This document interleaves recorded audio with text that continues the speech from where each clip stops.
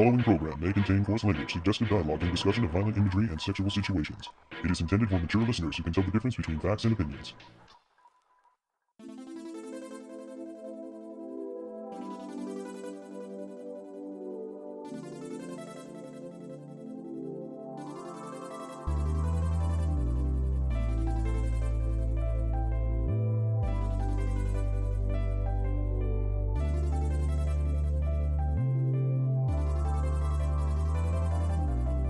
All the ladies want a piece of Okaroon on this episode of the Toonami Faithful podcast. I'm your host, Kuro, and with me I have... an editorial writer, Laser Kid. And bringing up the rear... Yo, it's Steven again. Hi. And Sketch will be joining us shortly, but until then, we're just going to get right into it. We have two really wacky episodes of Toonami-d. I'm pretty sure this You are not wrong. This is definitely the weirdest it got all season, but like not in a bad way, just weird. In a very Dawn way. Yeah, I got a lot of laughter, a lot of chuckles out of this one. So, yeah, episode 11, episode 12. We'll start with, hey, it's a kaiju! It's the only thing we were missing from this show. So Momo, Okaroon, and Kinta are running in terror from what they've now termed the space kaiju, which I thought that's pretty much like, aren't most kaiju, like, aren't they either space kaiju or nuclear experiment they're either kaiju? from space or they're from the deep in the planet Earth, or they're a nuclear experiment. There's a couple of variety. I didn't realize there was... I get a kaiju expert on hand. Apparently there's more kaiju variety than I thought. But space kaiju, he does have laser eye powers or something, or it, I should say. It's totally just Godzilla. Yeah. So Ira and Gigi also get shifted into the realm with the rest of the group, and everyone is just running and screaming. They turn around then and start fighting back when Kinta can't run any longer. That was a pretty badass little screenshot right there. And Momo orders Gigi to escort Kinta to safely, while her and Ira take on the kaiju, who seems to be pretty resistant to the girls' attacks in spite of their best efforts, though they did look pretty badass. I'm not gonna lie, like, as much as Ira annoys me as a person, when she's in her dancer form, like, she is a badass, and I love watching her. Like, she's pretty powerful. I just want to give her props. Yeah, just want to give her props. But the kaiju continues to wreak havoc, and Okaroon then postulates that maybe they need to find its energy source first. So Momo incapacitates it by turning its attacks against it, and Ira heads to deliver the finishing blow. However, at the last moment, it camouflages itself, luring Ira into a sense of complacency, and then is able to defeat her. It's a pretty devastating move. But in the meantime, we cut to Gigi, who's carrying Kinta, and he's like, dude, can you not sweat on me? So running to the house. Kinta takes it the wrong way, though honestly, I feel like it's completely normal to ask people not to sweat on you. Like, I don't feel like that was an unreasonable request, even with knowing Gigi's special circumstances. But Kinta takes this way too personally and starts, like, wiping his sweat on him, which is a big no-no, guys. Like, that's total jackass move. Like, and on top of being disgusting. Asking someone to stop sweating, like, that's a biological function that you can't choose.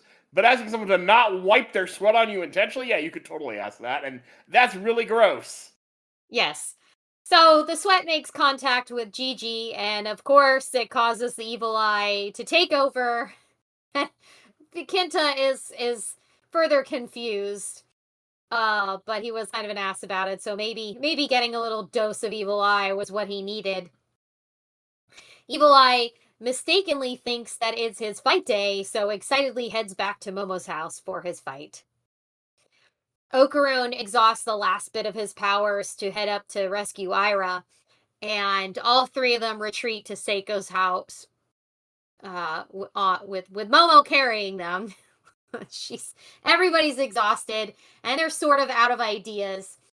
So the group is kind of reluctant to, well, I should say Momo and Okaroon discuss asking for Evil Eye's assistance, with Okaroon straight up saying, nope, we should not do this because we'll open the door to him being more aggressive again. He's correct in this assessment, and he proposes using the house's nanoskin instead to construct some kind of countermeasure against kaiju. Of course, he's having difficulty imagining what that would be, so as the house kind of like blobbily collapses on them, Kinta then volunteers to imagine something, and he's able to construct a countermeasure because he is the self-proclaimed sci-fi expert. He transforms the house into Voltron, or rather a mecha resembling the Buddha, which surprises the group in a hilarious set of moves where you see them all like going in their 5 separate ways to their little like control mechanisms. Yeah. The Buddha touch was actually Momo just like panicking and thinking, that's what I thought of. I don't know.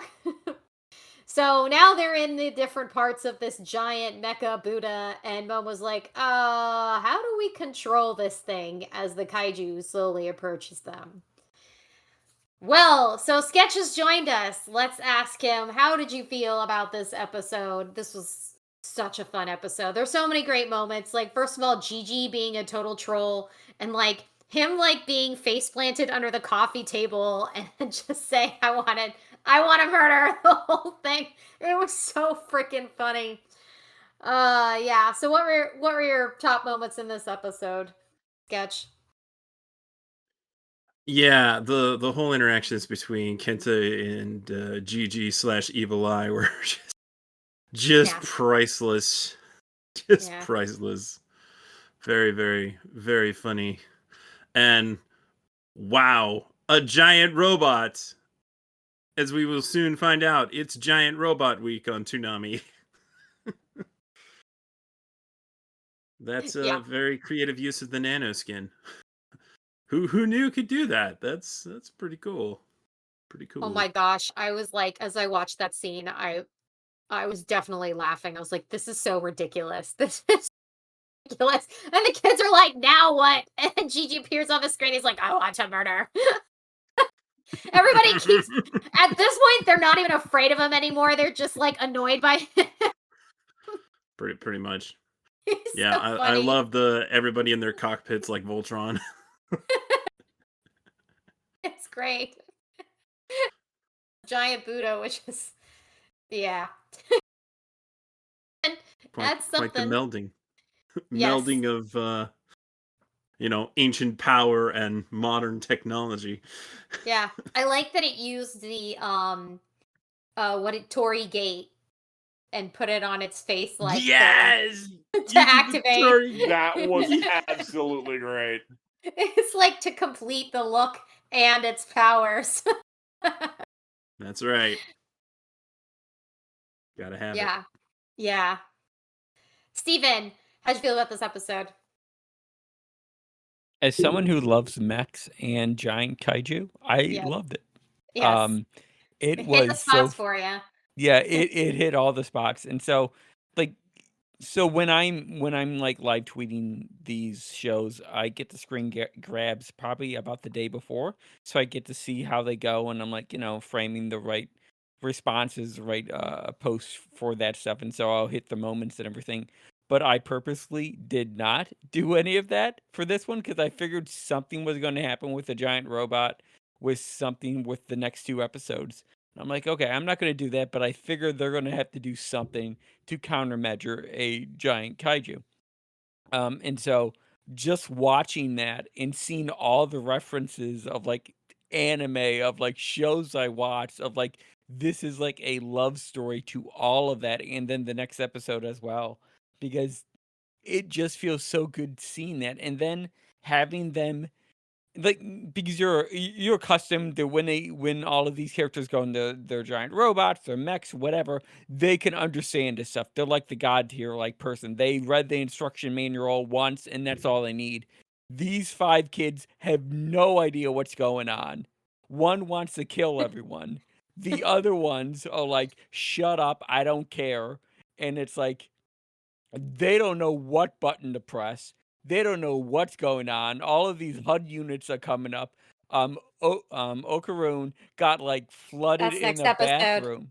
Oh yeah, he gets flooded when he gets in there. Yeah. Yeah, it's like, what is going on? He couldn't even breathe half the time. So it's like, Get your heart out, Evangelion. It's not an Eva liquid thing that they're going in. So trying to figure out why he was being flushed through the tube through water. I was like, why is he in water and no one else is? yeah, I guess that's I guess that's the hole you go down. Like each one has like a different hole, and it's like, the I house guess he had most recently seen Evangelion. Yeah, there you go. The house like molded, but it's like still like silly putty as well. That is a cool thing.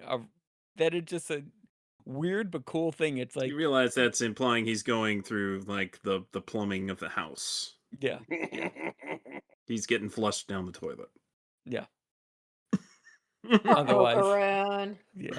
Okaroon, he just can't catch a break. No, but amazing episode. Oh, yeah, absolutely. I figured this would definitely do it for you. Laser, what do you think about this episode? It's just a lot of fun to see these dorky kids that we've grown to love, and Kenta, just try and figure out how to use this. Kenta. Well, we haven't learned to love him yet. Maybe not yet. I'm definitely not loving him. I don't think either the girls are either. But they're trying to figure out how to deal with this thing, how to react to it, how does it work, and you're getting all of the flubs and fails you would expect, but they make sense. They fit the characters, and it's just a lot of fun to watch it play out. Yeah. Well, let's see how it does play out. Episode 12, Clash! Space Kaiju versus Giant Robot, which is the most Toonami thing that ever Toonami'd. You are not wrong. Yep. The group struggles with controlling the mecha, and they fail miserably to coordinate, accidentally ejecting Okaroon, and then they faceplant. And the kaiju shows up and easily beats them up. And just then, Gigi breaks free. He literally breaks free, leaving the last three alone in the mecha and on the verge of getting crushed. Just in time, Kenta's able to visualize how to control the mech and realize that this is the way he can fulfill his dream of piloting a mecha.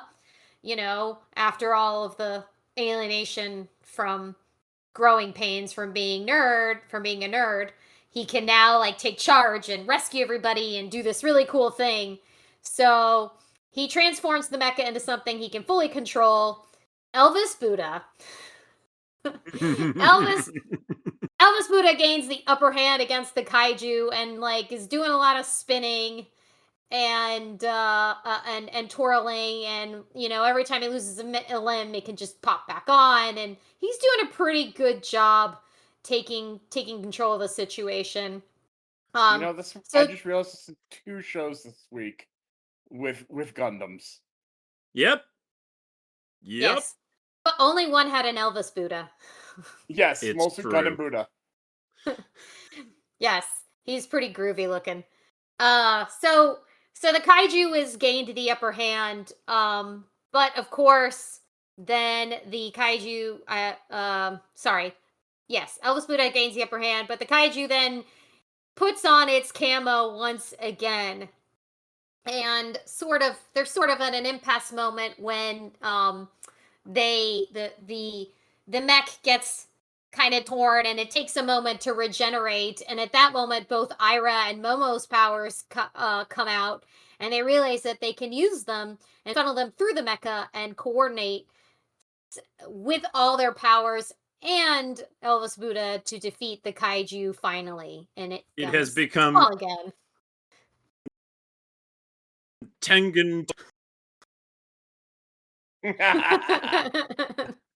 Yeah. So that frees Elvis Buddha.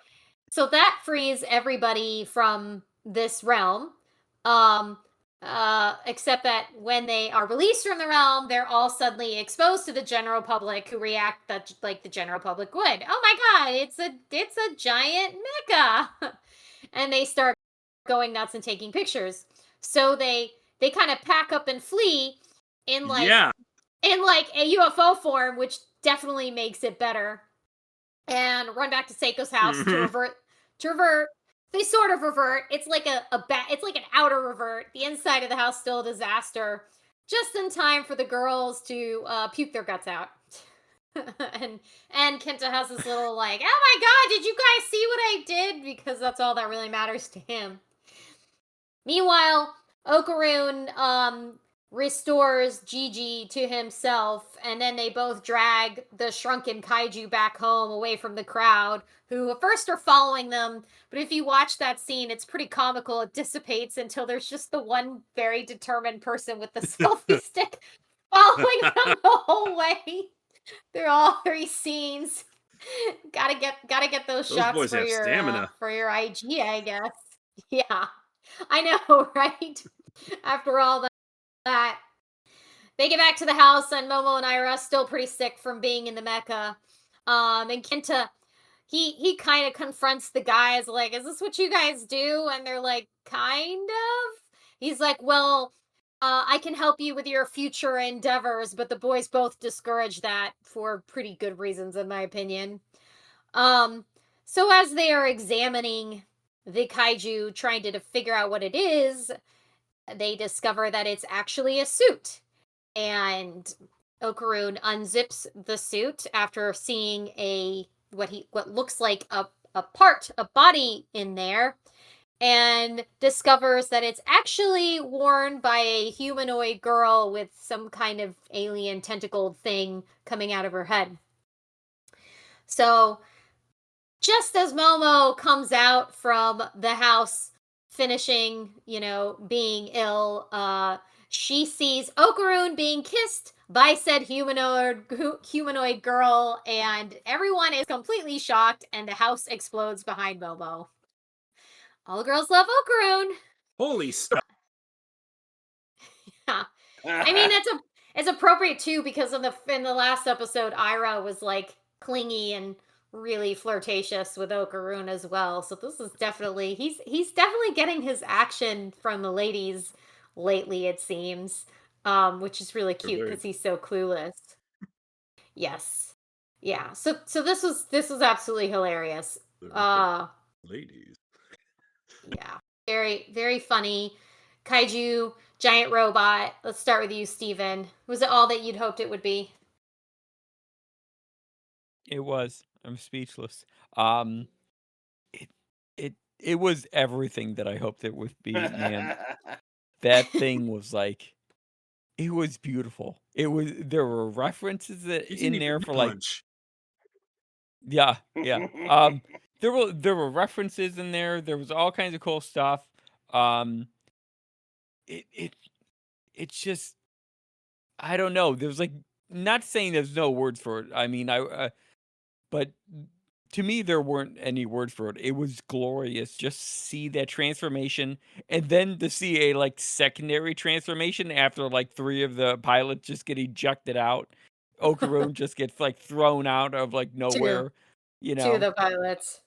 Yeah, and it's like, okay, let's go get him. And then you can see Kinta's like, this is like all he planned for his whole life. That smile in the corner of his mouth, and he's like, yeah, I did it. I put out that tweet, all according to Keikaku, because it is that. It is him just like living his best life and becoming a robot, piloting this mech, because that's what he always did, right? He was a guy into Gunpla. He was a guy putting a mech together. He knew what he was doing. The backpack that's on the back of that robot was the same fin funnels that were seen in his locker in the last episode. Like, there were things in there that I called back to it. The monster, the kaiju, was Naranga, I think, or elements of Naranga from Ultraman. You had that kind of like that theme that what do they call it? That Ultraman theme when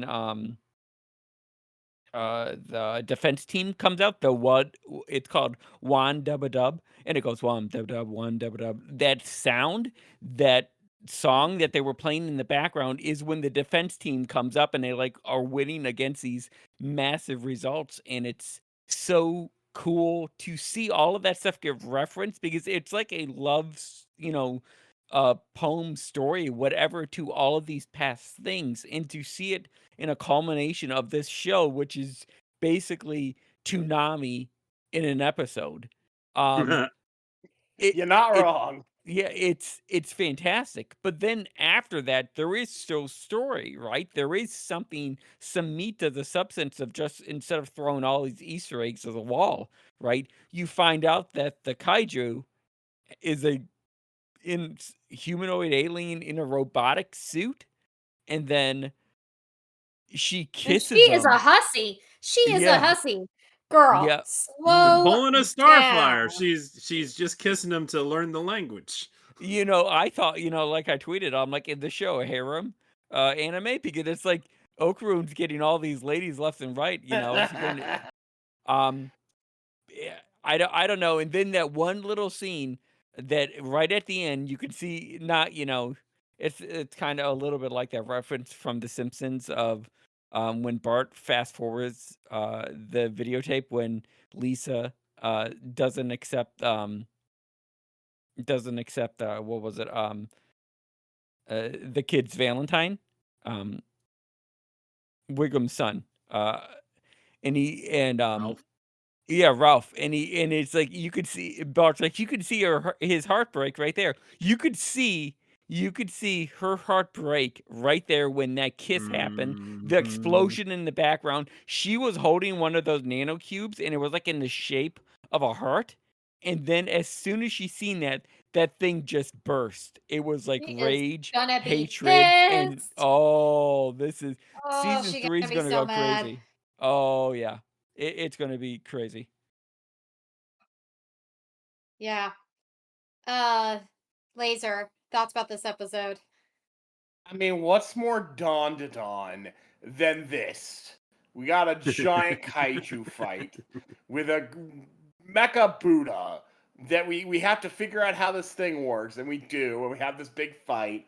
And then when it's all over, there's a cute girl inside Godzilla, and she decides that Okarun's the one for her. And that's the moment we cut off on. You couldn't do a better job of ending this season if you tried.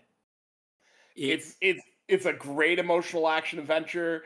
It's a great moment of what, and we have to find out later. I do hate when they do that, when they end on a cliffhanger, when there's no like lined up season, because then like you're doing your, I mean, what is it in production, or what's the status of season 3? It's in production. It's in production, coming out next year. Good, because I just get so frustrated when they don't have that lined up and then on I'd be right there cliffhangers. with you. Because that's happened before. I've been a little burned. So when they ended on the cliffhanger, I was really pretty pissed. I was like, "What? Are you doing this to me again? Seriously?" At least it was a much better cliffhanger. Yeah, much better than season 1's. Well, it's just a teenage drama, though it's a little bit of social drama, given that they've just exposed everybody to UFO technology, and now they got to deal with the fallout. What will be the ramifications? I feel like they should just not make it their problem. Like, we have no idea. Like, they're just a bunch of teenagers. They're not responsible for any of this. I feel like they should just let it be. Not try to do damage control here. I mean, what possible damage control could they even do? Let's be honest. Yep. They don't have that. That's the Men in Black's job. Yeah, I would actually say if I was writing this, that's where I goes, okay, someone's got to do the damage because all this stuff exists. Do you really think that we're the only group of kids that deal with this shit? Yeah. Well, it's not their problem. This would be my introduction. This would be my introducing the narrative and the cast. Where's the Amuro? Exactly. I feel like that's where I would take this if I was writing it, but I have no idea. That would just I've been make this very even tempted to go read more that of a manga, but spiritual successor to Fooly Cooly in my eyes. yeah. Yeah, Can I go? honestly, Can I yeah, go? go for it. Go. Do it, you Sketch. you had me floating on a thought there, but go ahead. And now I can't complete it, so you might as well. All right. I love how the explosion at the end perfectly mirrors the explosion she had at the beginning of the first season. That's so good. That's such Oh, good, so good. oh yeah. No, that's nice. It's sandwiching the moments. Yeah. That's good direction quality. I didn't think we would already have a moment where the rest of society becomes aware of these things that are happening, because I guess as soon as the entity leaves or gets knocked out or something, just reality comes back. They got to be aware of that. They got to be careful about that sort of thing going forward, because it sure caught them all with their pants down. I'm guessing the ball they were chasing was not his ball because it seems to have disappeared the last 2 episodes. Yeah, no resolution with Oh, that yet. balls. Yeah, what happened to the gold ball? That's kind of the What? big important plot point here. What happened to the gold? Oh, Kuro He's has like, his other ball back. I'm trying to find my golden ball, and everybody's trying to go after it. I half expected Kenta to be like, this sounds like the story of an anime. He like thinks it's some like world-saving golden ball, and he's like, no, it's not. It really isn't. But he No. doesn't want to tell. No. Don't tell Kenta that it's your own ball. That would just make it weirder. Still not But sure how much we want Kenta to know, to be honest. it would definitely explain the all the ball jokes. Or all the mentionings of balls. But yeah, wow, such an amazing episode. And the things that they did with the Buddha Gundam, the Elvis Buddha Gundam, was so crazy awesome. Like when the hair and the hand powers all working together, like seriously, it's Tengen Toppa Buddha. I can't remember what it said. Tengen Toppa Buddha Gundam? No. Yeah, no, Elvis Buddha. That's it. Tengen Toppa Elvis I was Buddha. going to say Tengen Toppa Buddha Lagan. Yeah, Buddha Lagan. Tengen Toppa Buddha Lagan. I like it. The design of that is just, and it just kept getting better and better. And I know it's not a direct reference to Big O. It's more of a reference to the robot shows that Big O was inspired by. But just look at those arms, right? Just look at those arms. They look like the Big O arms. I love it. And they do the rocket punch, sorta. It wasn't I love- intentional, but they made the best of it. I love Kenta's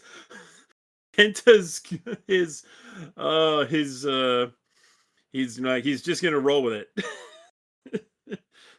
he's Yeah, got he's that having a much great conviction. time, much He's to having the poor such a- girls' like expense. He's having the best Like, time ever. I trained myself to withstand motion While you were sickness. doing this, I was training with a blade. I'm sure would have come in handy. And I was like, stop moving the robot. I'm gonna hurl. You wonder for like at least a couple minutes, like, okay, but how are the girls doing? And then you find out. Sure enough, you find out they are not doing great. But oh, it leaves so many questions, and it's just hilarious when all the people in the public are like, "Whoa, what is that?" And then I love how they transform into a spaceship, but with like an arm hanging off, and they just try to get away as haphazardly as possible. And when they get back and they turn it back into a house, but it's like a weird house. Yeah, it's a mishmash.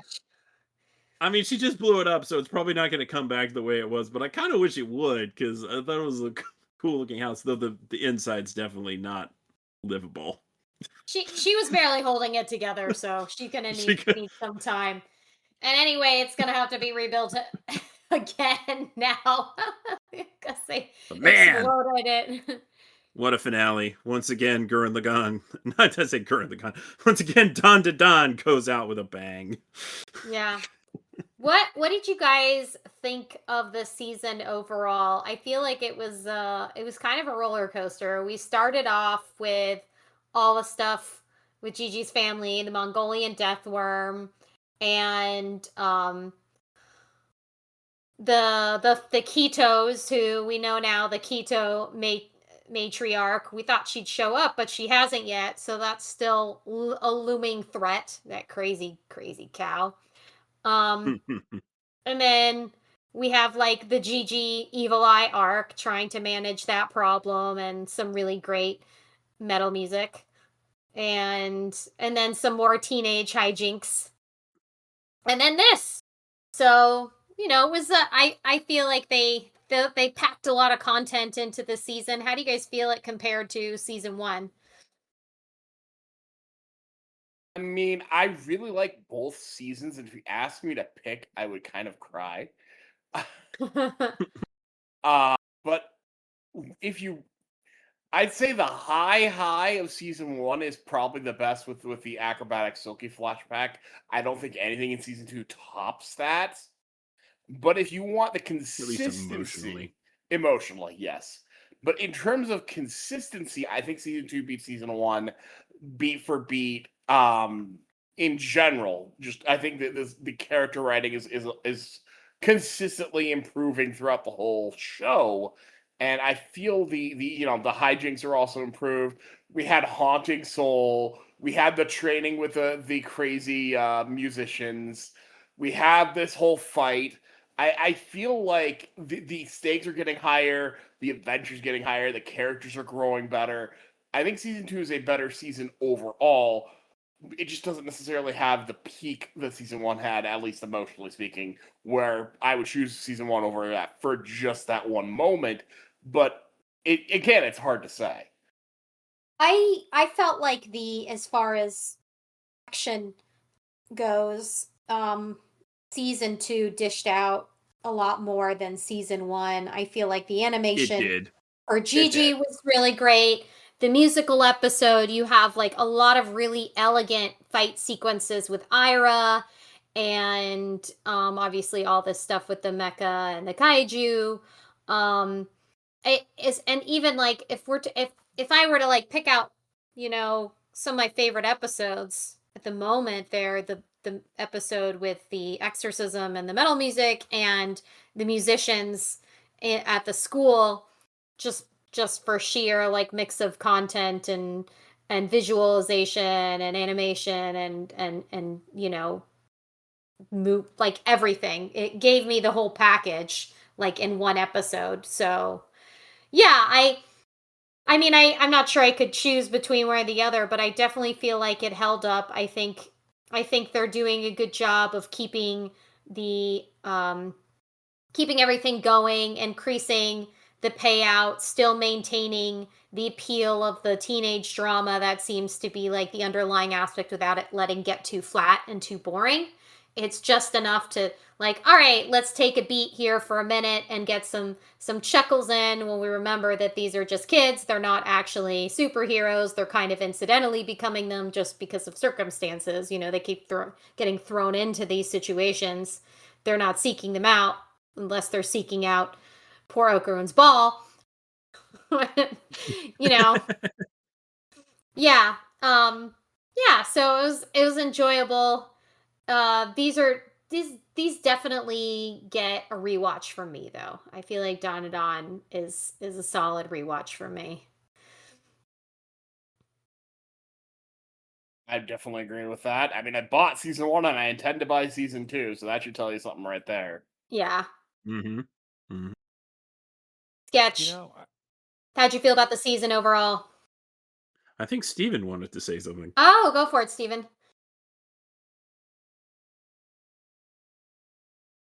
Maybe I overheard Laser.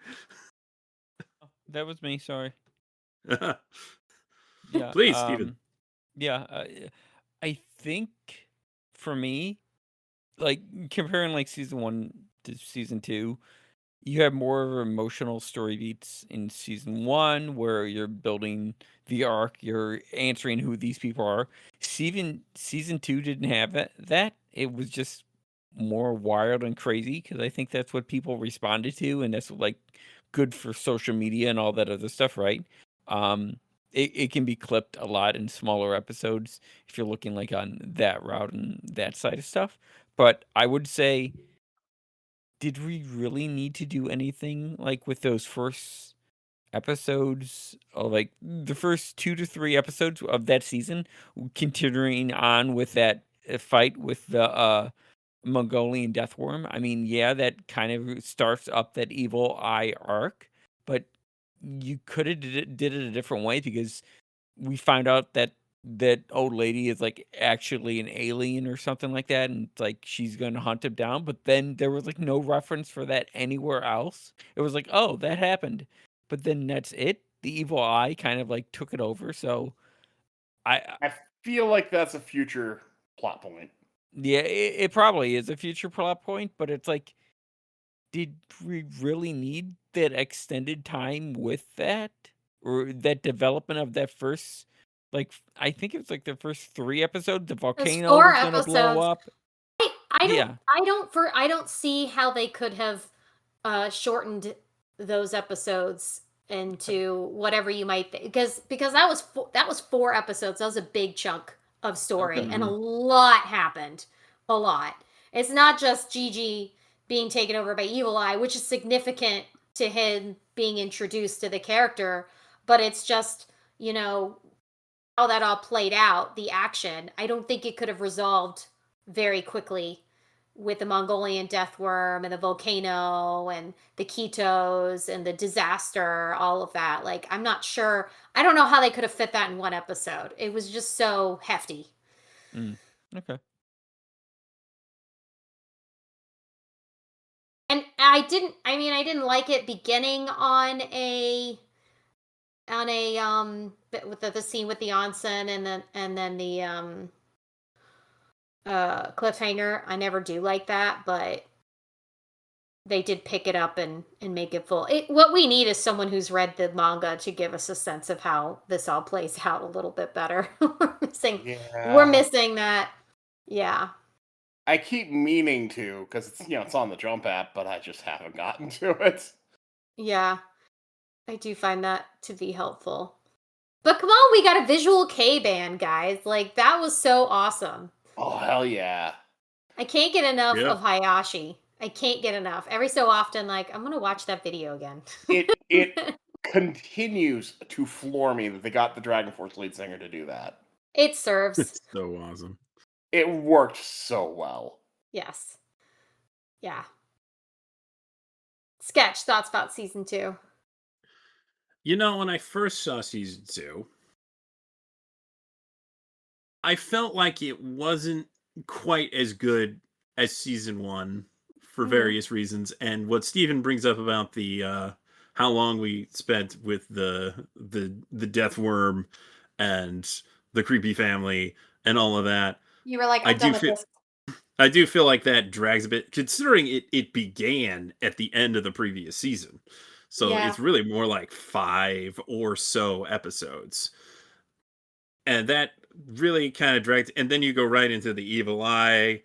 And I remember when I first saw it, I felt like that went on for a bit longer than I would have preferred. But honestly, on rewatch, I think it all works really well. And I'd say it's at least as good as the first season. I think action wise, it's better than the first season. Relationship wise, a lot of the building blocks are in the first season. So we don't have quite as many moments where Ken and Momo are, starting to figure themselves out. But the moments that we do get in this season are so good. Yeah. Like all the stuff with the They hold maid cafe. They hold Yeah. hands. You got these moments where Momo's just like, "Hey, don't you want to say something else to me? Come on." Yeah. Like, They're it's they're progressing. adorable. They both are progressing in this growing situationship or whatever you want to call it, whatever the hell it is. And just adding adding Gigi / the evil eye into the mix is so entertaining. It It's- really is. Yeah, he's It's- become a lot less menacing and a lot more comical, which is great. I He's want like to murder. He's almost like a pet you've taken on at this point. It's like, okay, no, don't do that. He was having a blast watching the kaiju fight. He's like, "This is awesome." Yeah. Yeah. There is no way they were going to get him to cooperate inside that mecha anyway. So probably him busting Nope. out of there was the best thing for Probably. everybody.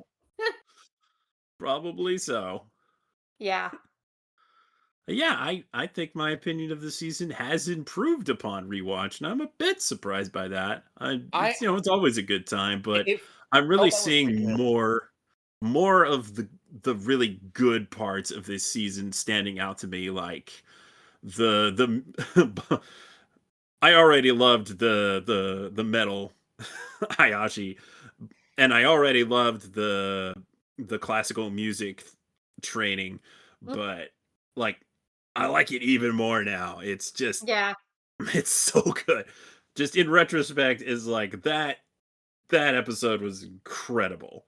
Oh yeah. It's astonishing animation. Yeah. So good. I watched it twice. I liked it so much. I went back and watched it again. Yeah. My second time through as well, and I remember, I think it was you, me, and J-Mac talked about it when it was in Simuldubs on Simuldub Saints, and we liked it. But I think all of us had minor gripes, and my second time through, I was also like, "Oh man, this is actually really good." Yeah, I'm glad I paid attention to it as it was re-airing on Toonami, and I finally got Duelist to watch it. Yeah. I think too, because of the nature of this particular show, there are all these little moments and there's all these humorous moments, like us talking about it really, I think that is part of the experience why maybe the second time around it was more enjoyable, because we're able to notice things watching as a group, watching with other people that maybe we didn't before. Or maybe just hearing someone else's, what they enjoyed, or like, "Oh yeah, you know what? That was very cool." And I appreciate, we talked about this a couple weeks ago, but I really appreciate how consistent and quality the animation has been. Oh yeah, Science Saru nailed this. Yes. I'm really looking forward to their take on Ghost in the Shell in summer, because holy crap. Yeah. Yeah. So we have a couple talkbacks for Don Don season 2. Josh Cajun Samurai says, "I held out on watching the second season with the hopes that it ended up on Toonami. And honestly, I was very much whelmed by the second season. Not overwhelmed, not underwhelmed, just whelmed. It was but there were times when it didn't hold my attention. And one step forward, two steps back relationship with Okarun and Momo, starting to wear thin. I feel you, friend. I don't mind in a goodwill they won't they narrative, but it's got to be good. That said, would I come back for season 3? Meh, why not? In for a penny, in for a pound." I totally read that as sigh. I think that matches kind of how we felt when we first watched it. Try so rewatching it, Josh. Seriously, Yeah. like, give it a couple months and try Definitely. again. Like, legitimately. Give it 6 months and then watch it again. We're joking, but I'm Don't not. Like, binge it. Don't no, binge it. no, don't binge it. It's so funny, like, reading this and hearing you guys, because, like, I feel like that was kind of how I felt about season 1. Everyone was like wild for season 1. I was like, yeah, it was fine. And then I was watching season 2 and I was like, this is great shit. I think what completely different helps with experience for that me. is there was a lot less really stupid teenage drama in season 2. Yeah, Yeah. that would have it, at least they've gotten to the point where they seem to both realize they have some inklings for each other, and it's I was not mostly the whole, talking like, about the Ira and the bullying and all. I also can't, like, I see another episode of the comical looking for each other and they can't find each other and meet in the courtyard. Like, it's a 4,000-year-old trope. We need to move on from this. And they I don't decided to show it to you again from Yeah. another angle. Yeah, I'm exaggerating, but it really is like this goes back to like 600 BC Greek comedy. We need to retire this fucking trope already. I can't see it anymore in any more media. I really just can't. They did when they relived it, in this season, they did it with the Kinta being like a creepy stalker. It was both simultaneously like, Kinta, you motherfucker, what the fuck's wrong with you? But also like funny because like, what the fuck's wrong with you? you know? Yeah. Still not drawn to this character, but he did kind of save the day, so he earned his something. I don't know what, an accolade, I guess. I wouldn't trust him to be a permanent member of the team though. He's fucking weird. I expect Blood thinks he's interesting part of the character crew. moments out of him. Because I don't think Don throws a character like this at you for no reason. No, he's gonna be there to be there for sure. I think he's gonna grow as a character because that's what they did with Ira. Yeah. And I think they're gonna make him deal with his bullshit. I think that's exactly what's gonna happen. Yeah, but like Ira, like when she's herself, yeah, she's annoying, but she goes into her dancer mode and she's awesome. Like I can tolerate her because you get this awesome version of her too. That's about 50% of her screen time. So Oh, I see. So you need Kenta to become a spirit warrior, and no, then no. no, he's the pilot. He's Yeah. the pilot from now on. Yeah. Yeah. We've all met a Kenta. Anime Twin Princesses 716 writes, loved it. This has quickly become one of my favorite animes this decade. 10 out of 10 season. Very excited to see what's coming in season 3. Me too. Me too.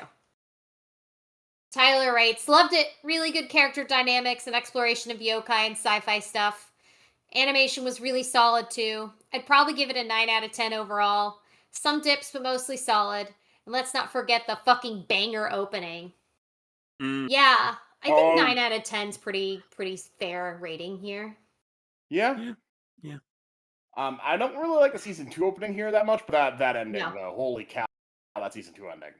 Yeah, we really got robbed of the visuals of that.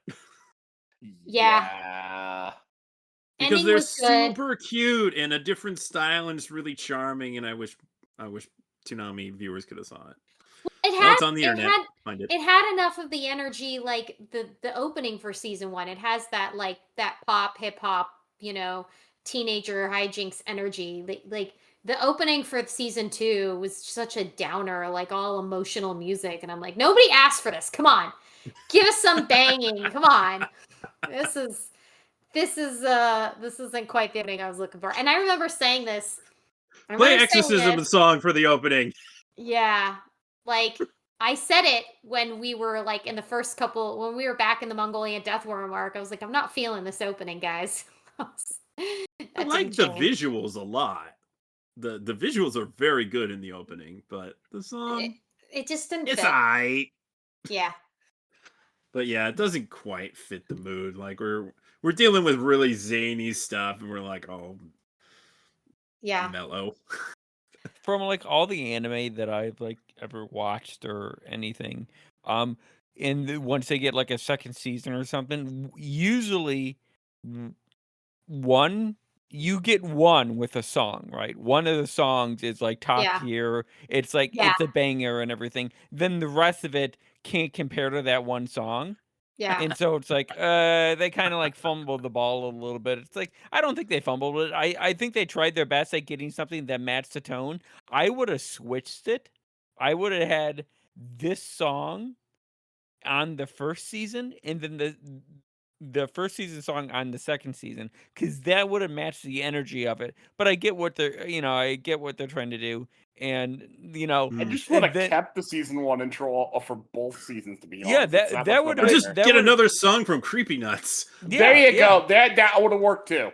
But usually then the artists try to like replicate that across the whole genre, across their whole stuff, and so they all the songs start sounding like that, or you hear bits and pieces of that original song because they still want that hype.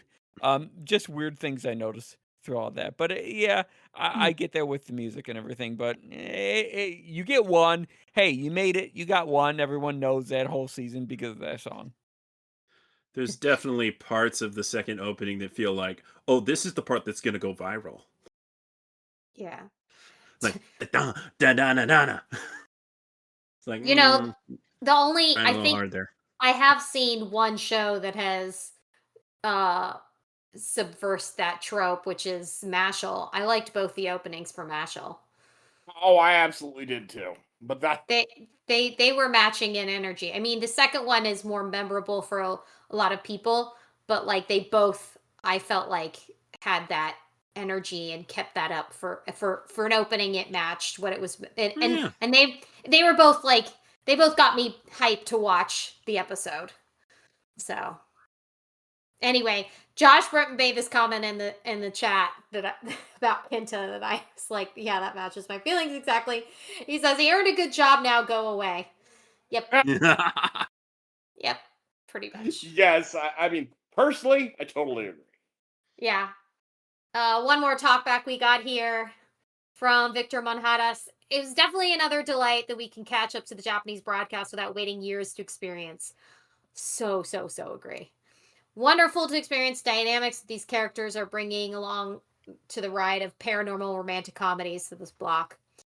Yeah, I guess I would not have thought to qualify it as a paranormal romantic comedy, but that tracks. That makes sense. So it does indeed track. Yeah. Yeah.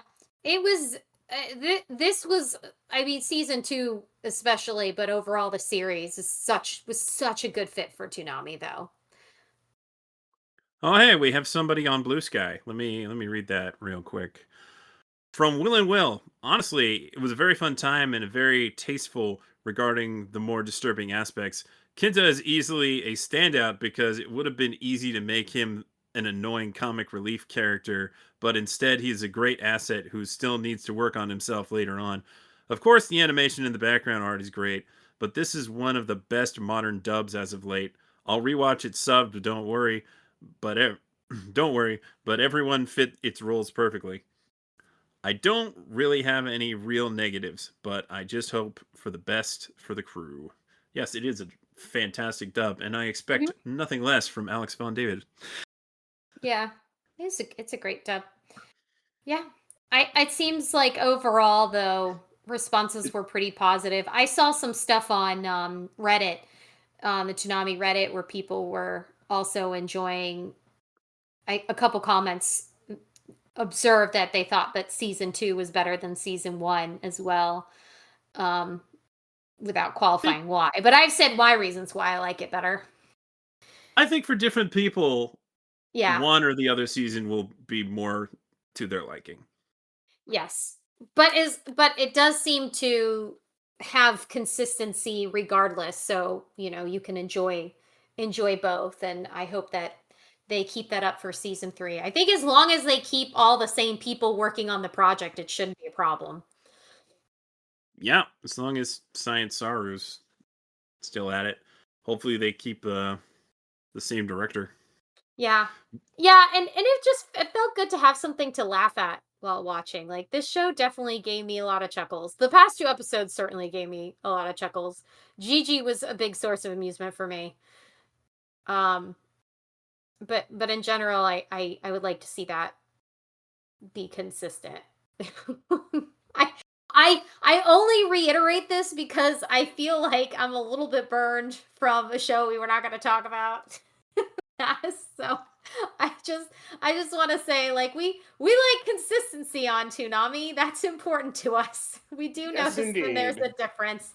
We really do notice. Like when you air season 1 of something and then not season 2 and then re-air season 1 and not season 2. Like that.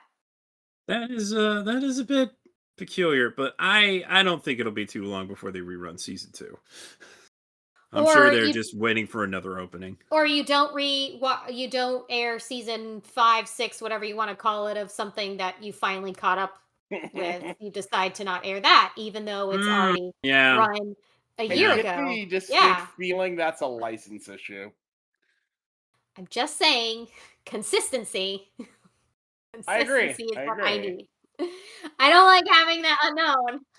Toho, please start taking Toonami's calls. Please. And Crunchyroll, for that matter. Oh gosh. Yeah. Well, let's not get ahead of ourselves, Sketch. Let's keep our goals achievable here. I'm not keep our goals achievable. Goals like in soccer? Yeah. And at that perfectly set up segue. I see the shot you just made there. Thank you.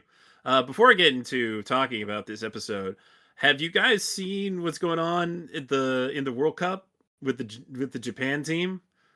I hear they dressed in the Blue Lock uniforms and had straw hats. Well, I'm gonna look that up right now.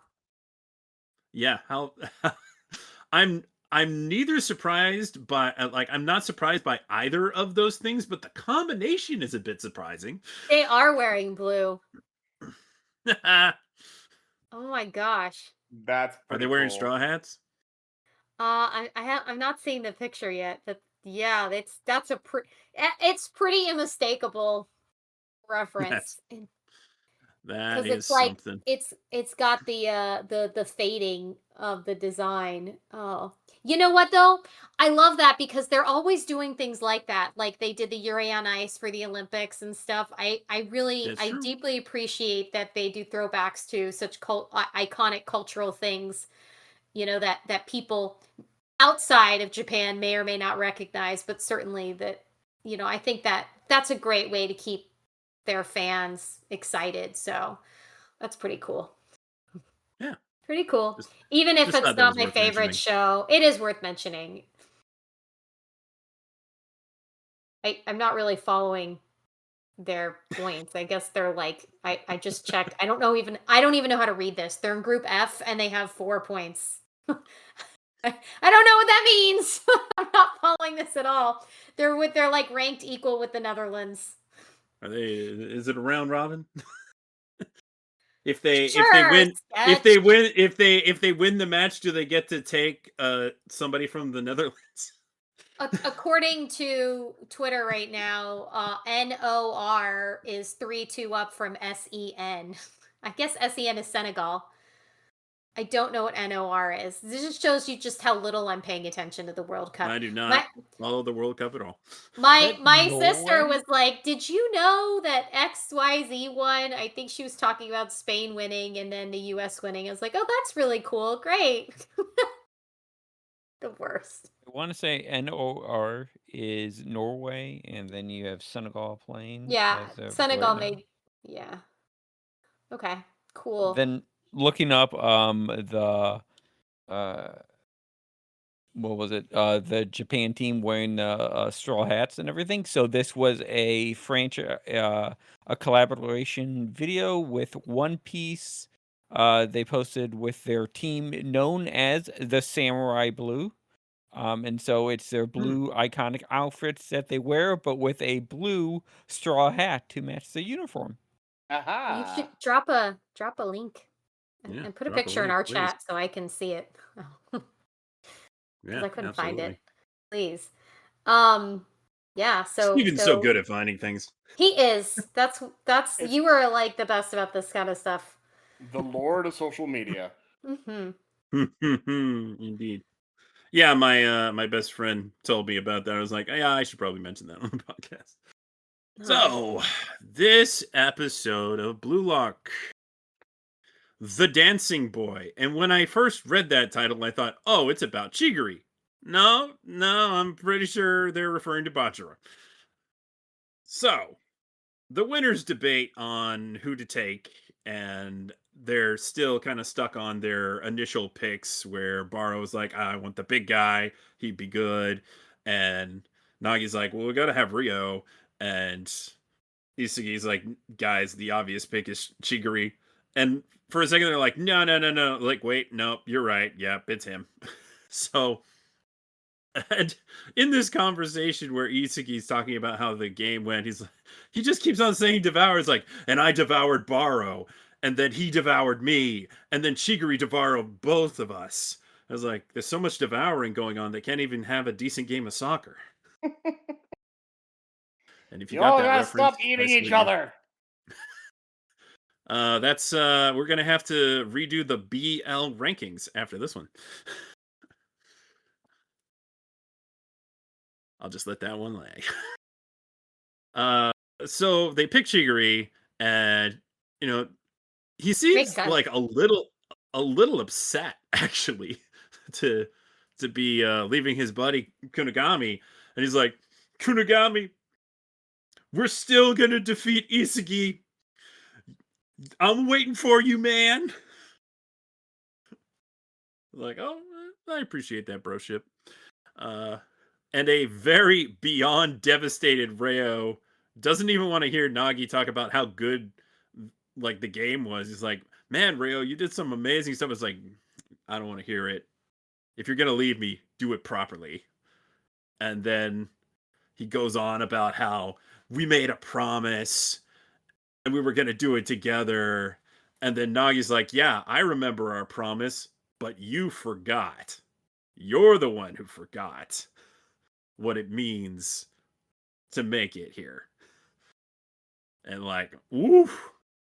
And just after that, Isugi twists the knife a little bit more. It is all like, you should aspire to be somebody who is desired or something to that effect. Like, ooh, man, that's rough. That's rough, Rio. I don't know how Kunigami and Rio It was were like gonna... you want to be the picker, not to be picked, or something like that. Yeah, you want to be the picker, not to be picked. Yeah, which is a good point. Like he's getting a better grip on the attitude they need to have to succeed. Yeah, that is exactly what he said, and it makes way more sense than what I said. But ooh, Isugi, every now and then you drop these things, and you wonder if they're gonna come back to bite you.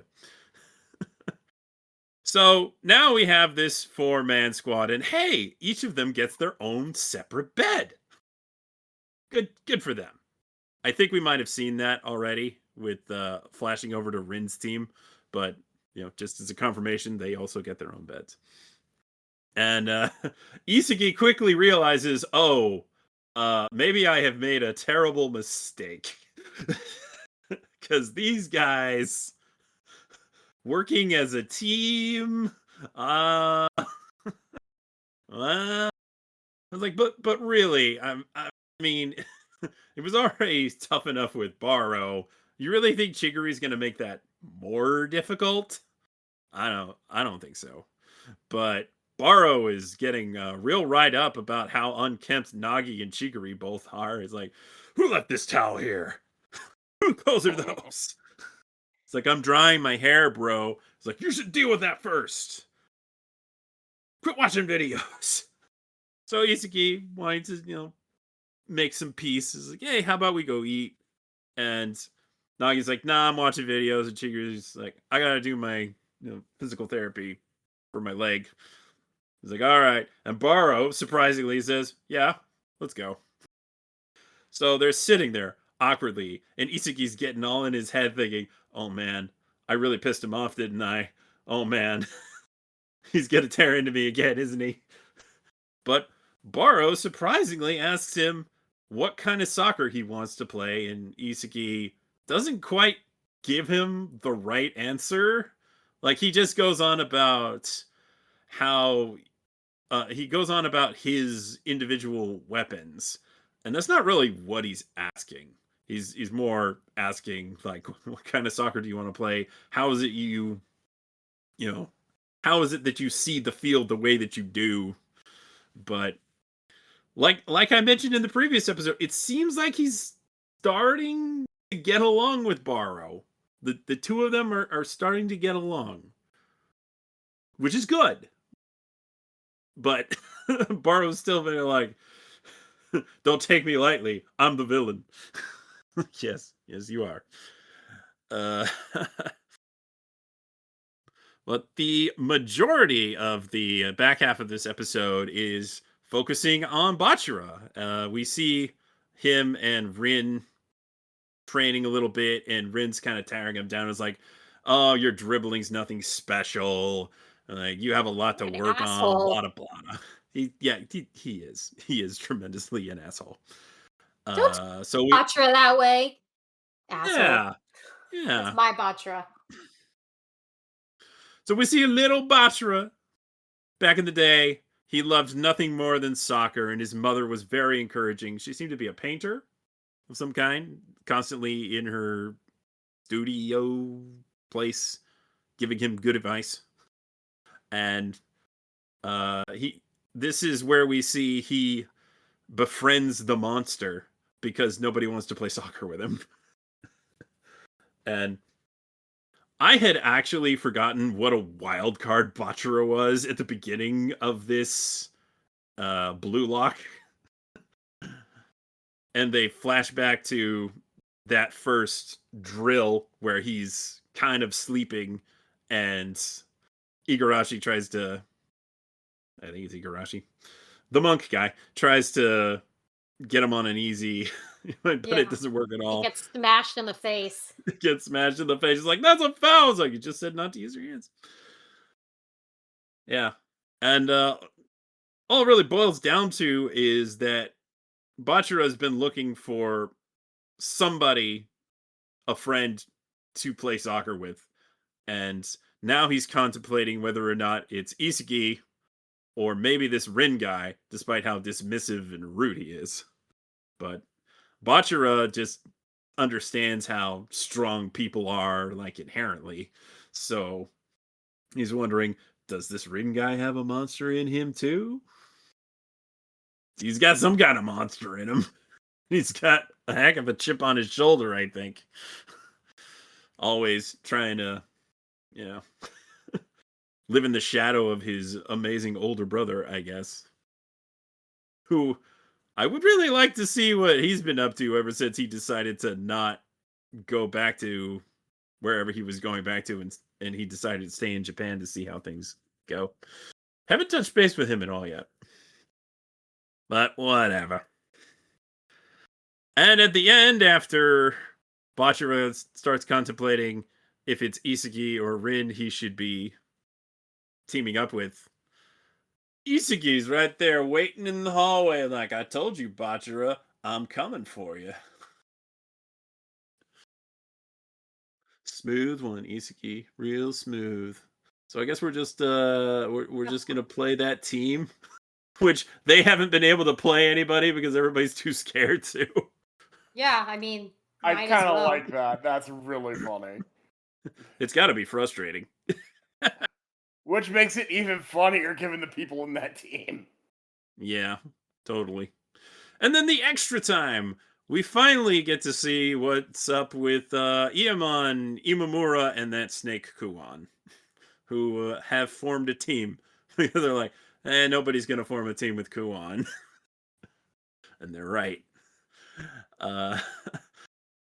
And Iemon starts ruminating, as I'm sure we all have up to this point, that he really hasn't done anything as a striker this entire time. I was saying that. And he's glad that he could finally stop playing as the goalie. And then Imamura starts teasing him. It's like, oh, and you'll play goalie for our squad, right? And that just about breaks the poor guy. He's the forever goalie. I hope that the shorts for the rest of this season, for the next 4 or 5 episodes, are we see like Raichi playing and Aemon playing, because I just want to see how they progress and how their teams mix and match. Yeah, I mean, Aemon is such an unknown We Yeah, have no idea what the guy is what kind of capable player of. he's gonna be. Let's give him a chance to shine. He may have some crazy hidden weapon. He didn't get a chance to even show that. He was being a good goalie, but there are probably better goalies out there. Let's be honest. You But know, we he wants all to need go to and be score. strikers. Is you he a better guys. goalie than Blue Lock Man? Mm, good question. I mean, not the early version of Blue Lock Man, but definitely the Blue Lock Man that's been used lately. That thing's never stopping a ball. It's like there isn't even a goalie. Yeah. I liked seeing little Bachra and his backstory and his very supportive mother. I love that. That's nice. Yeah, it's nice to not have like a tragic family story, to have like a nice supportive Yeah, family. she's alive and well when he goes to Blue Lock. Yeah. And she's a good mom. She's Mhm. encouraging. Yeah. She's very encouraging. I also like that moment where she's like, wouldn't it be better to have a real friend to play soccer with? And Rin's all like, sure, you can keep playing with your imaginary friend. Like, rude, dude. Just rude. I also like how Barrow's like, I already had you take back the donkey thing. You were right about everything else. It's like, well, growth. actual growth. Oh, right. And when they come back to the room It's a best. where it's an even bigger mess. And I have to make the joke that Nagi was watching a video of who? Messi. And the only thing messier than him was the room afterwards. Nice. Thank you. I see what you did there. I'm like, what? How is it even messier in here? We've been running drills. Yeah, Nagi really has no knowledge of the soccer world, which, good for him. But I like how Chicory's like, it's kind of infuriating how good you are. Considering you have like no knowledge of the game at all. Mm-hmm. It's like, yeah. It's a lot of growth potential under the right Mhm. circumstances. Yep. It seems like Nagi and Chiguri are bonding. Just nice. I'm so tired of everybody calling Chiguri Princess.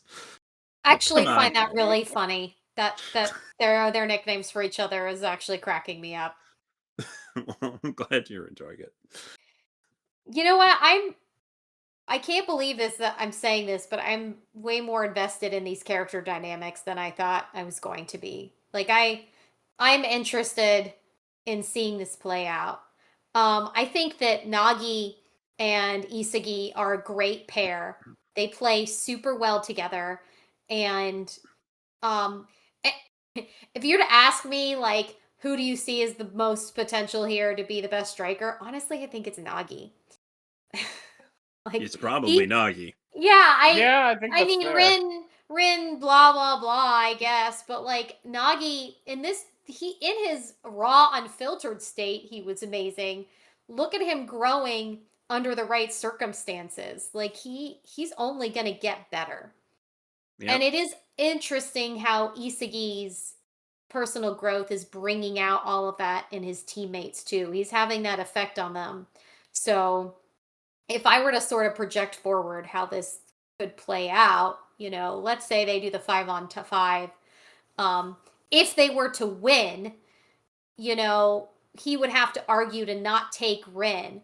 I think the best thing for someone like Rin would be to lose to Isagi and have the same effect that that happened to Baro, where your ego gets taken down a notch and it makes you a better player, and then he comes back and then they play him again another 5-on-5 or however that works. But him the dynamic between him and Batra is just too good.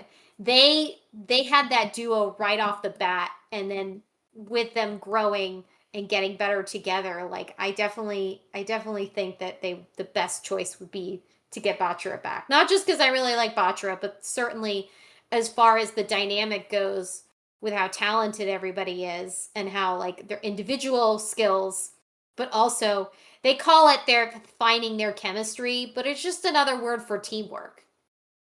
They're figuring out how to play as a chemical team. reaction. Yeah. Yeah, I think Bachro would be the best choice for this dynamic if they get into a group of 5, and it could make things interesting for Rin to lose, to have that moment that they talked about that Baro had, you know. But and then having Batra, Nagi, and Isagi together, like, cause like it was just so good watching. I was actually enjoying how well Nagi and Isagi are together, and I thought it was giving me the same vibes as Isagi and Batra playing together. So like the 3 of them, they need to be on the same team. I'm gonna be really mad if they break them up. I'm gonna be extremely upset. Alternative course is that they lose again, and then I have no idea who they would pick out of that team. I can't even begin to guess. Probably Nagi. And then Isagi would be without 2 of his boys. And have to start all over. And then we have to go into the fucking loop again, and then I'd just be mad and be like, fuck this show. But yeah, at least then we could pick up Kunigami. Yeah. I am invested in these character dynamics though now. It's gotten me, like the soccer part, you know, I could take or leave, but I like the way they're playing out on the field more, and they're making more of an effort now to make these episodes interesting. And I suspect with the number of episodes left in this season, we have at least two more soccer games divided up between however many episodes to get through. It's just my thoughts. Yeah. Probably. Steven, what are your thoughts?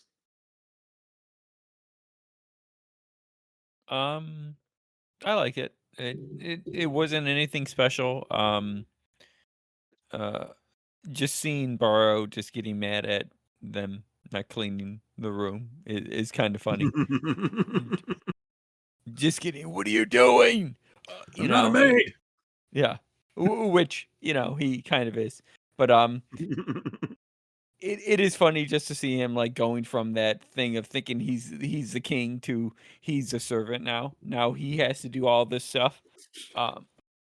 Aside from that, seeing the progression of what was the kid's name that we seen in the second half? Bachira. Yeah, Bachira. Is seeing him. I mean, we finally got a soccer kid without a tragic backstory. I mean, you could say that the mother was always painting all the time. That could be something, but she's clearly someone who believes in following your dreams. Yeah.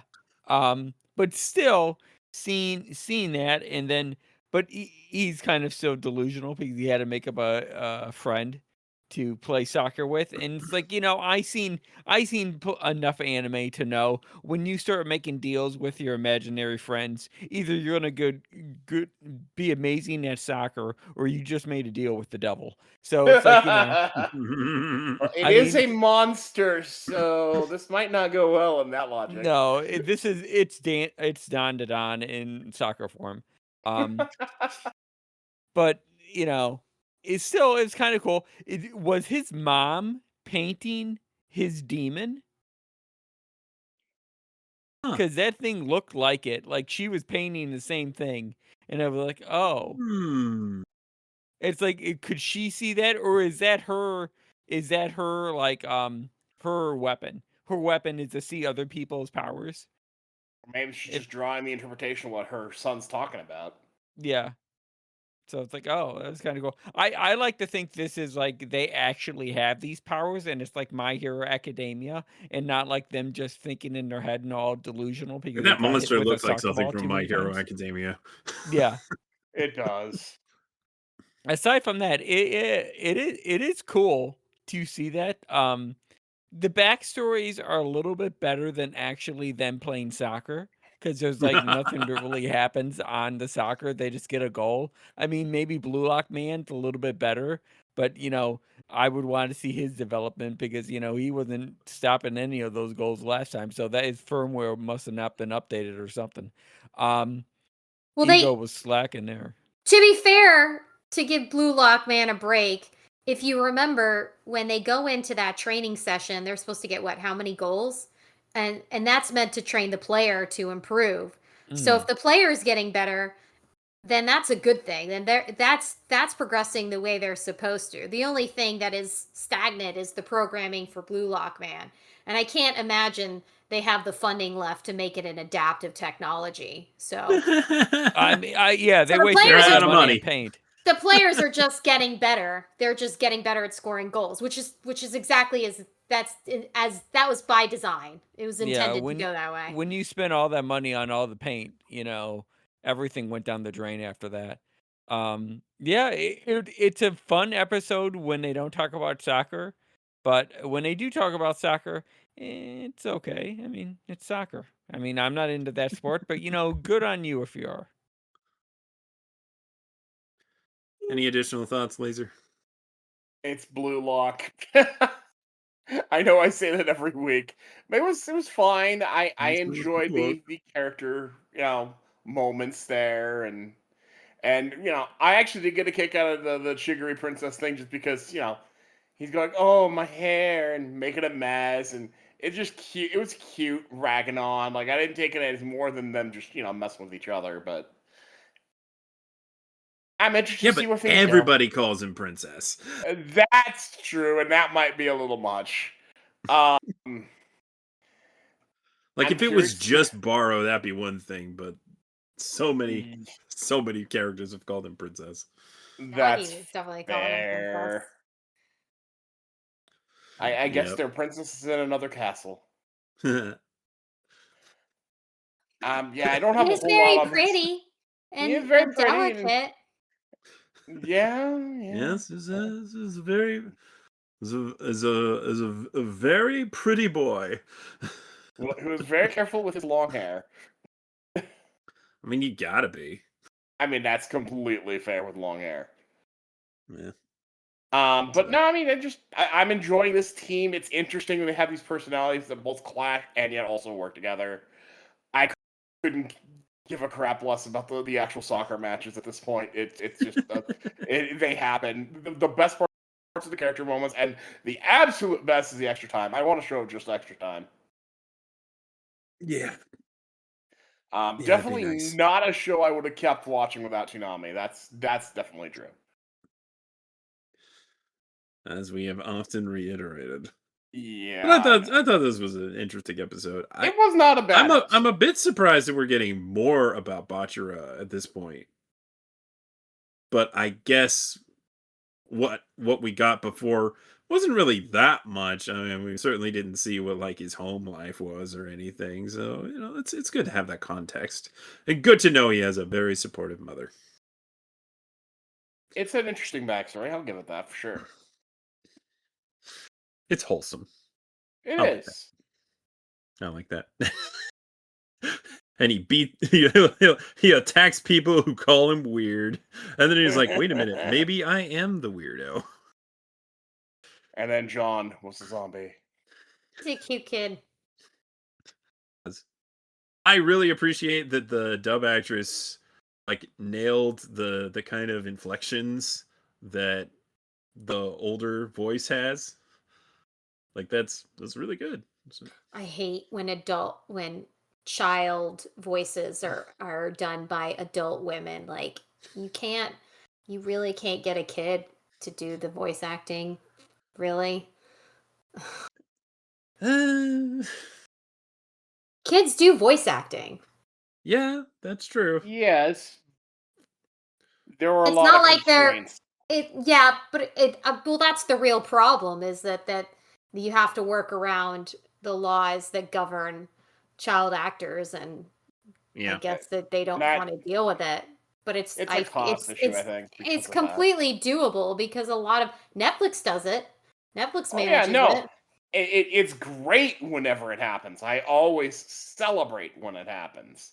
I've just learned not to expect it. It's not Studios like like they're paying him NYAV more. Post will go to that extra mile, but I feel like it's not like they're paying the child actors more. They're not. No, They get they're paid the not. no, same it's rate. not that. The cost is not necessarily financial, it's in time.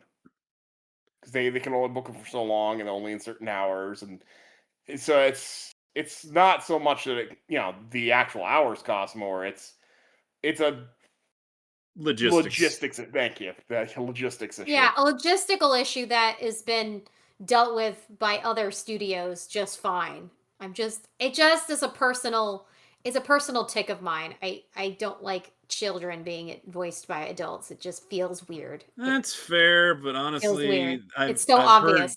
I've heard more than my fair share of actual kids voicing an anime, and it's not good. That's I mean, it depends. the other problem. It depends on the actor.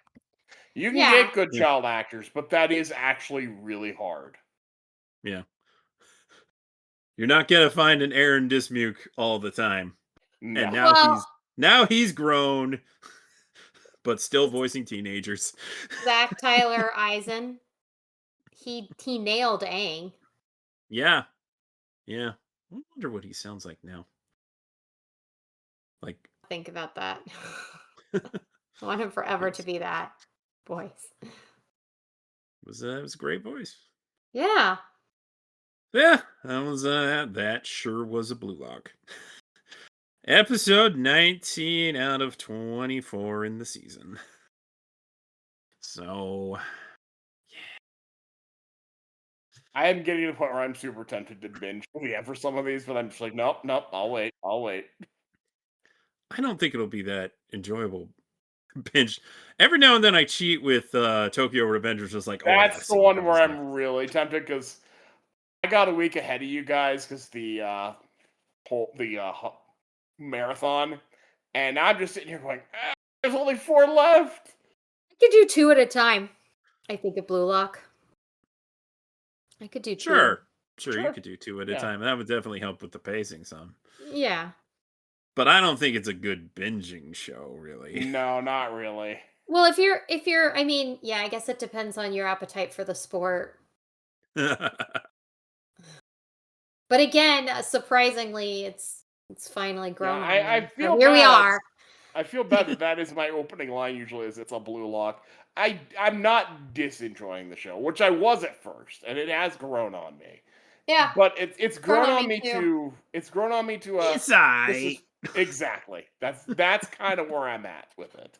It's okay. No, I actually care about the outcome for these characters. Like, it's not necessarily the outcome maybe that the characters want it to be. Like, I'm envisioning something different for them, but I am interested in like they how all they're become progressing. midfielders.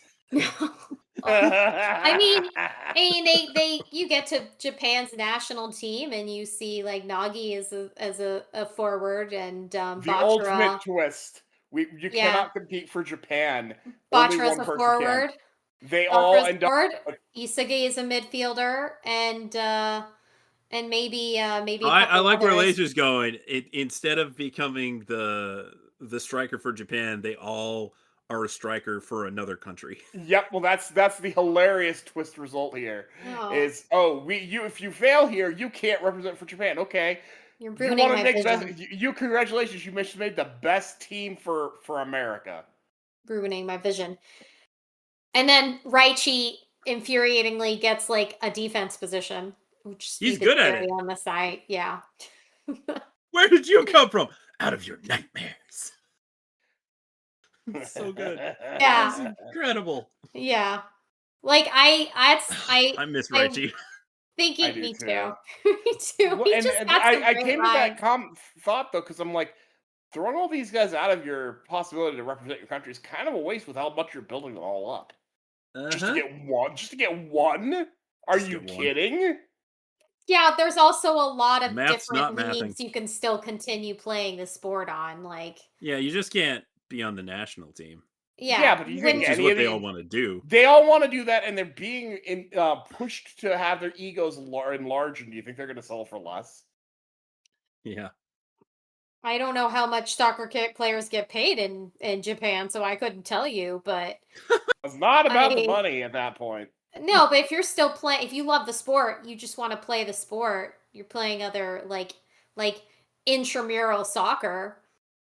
It's better than not playing at all. And I think, True. I mean, soccer is kind of unique in that where maybe the appeal of representing on the global stage is bigger than, like, say, baseball, where you're playing, like, in the U.S., you're playing other U.S. baseball teams, or Japan playing other Japanese baseball teams, where, like, you can still find you find satisfaction more in playing that way than, say, you know, whatever the global stage of baseball looks like. I don't know. But soccer is unique in that the goal seems to be representing on the national level, but maybe the next step down. I don't know. I just want to see these boys get some happy ending. Learn to realize that maybe you're not a striker. Yeah. And it's okay to not be a striker. Mr. AJ Tibbs in the chat says he watched Blue Lock 9 to 12 episodes at a time and felt that pacing fits better. Oh my god, I don't think I could do that, but I don't think I can do that either. no. It is And a rare show I can do that much binging. Yeah, I can do that with One Piece or Dr. Stone, but I can't do it with this. I can do I do that with Naruto. I did recently do it with Trapped in a Dating Sim to catch some friends up, and that one's funny, so it works. Yeah. Okay, we've definitely talked too long about Blue Lock. Considering we don't really want to talk about Blue Lock. Hey, I liked talking about Blue Lock for once. That's true. It was a good That's true. episode. It was. Probably because it focused a lot on Bachira. Yes. Almost certainly. And I liked the last game series. I thought it was exciting. I did too. I thought that was a really compelling game that kept surprising me. And like Barrow unlocking his evil power in the previous episode was like pretty sick, actually. That was really cool. Well, That him was getting pretty shut cool. down was hilarious. Yes. And I'll just he's gonna be like, come on, donkey. I love that delivery. It was good. It was good stuff. It was worth it. Oh, totally worth it. Kuro, are you leaving or will you sit through Superman? I am going to leave you all this time. Maybe next time I will sit and listen. But for now, this is the end of the evening for me. It's been a pleasure to join you all. If you're interested and you don't already, you can find me on Twitter and on Blue Sky. Just search for @HappyKuroKitty. I'm the one and only. And Maybe. yes. Good night, everybody, and thanks to all the live listeners and those who don't live listen. We appreciate your listenership. I appreciate you. I just want to make sure I say that before I go. Goodbye. And I appreciate you getting this started while I was running late. Oh, it's my pleasure. Okay. Now we get to talk about the other show involving a giant robot. In episode 22 of My Adventures with Superman, Mobile Suit Toy Man. And I gotta tell you, you're gonna watch this whole episode and be like, where's the giant robot? When are they gonna get to the fireworks factory? Well, there's a whole lot that's gonna go on before that. So before the opening sequence, we get a fun little montage of Superman and Supergirl going out, stopping crime, stopping bad guys. And at first, it's like it's going really well. They're giving each other high fives. A crook is like, huh? Like, no high five for you.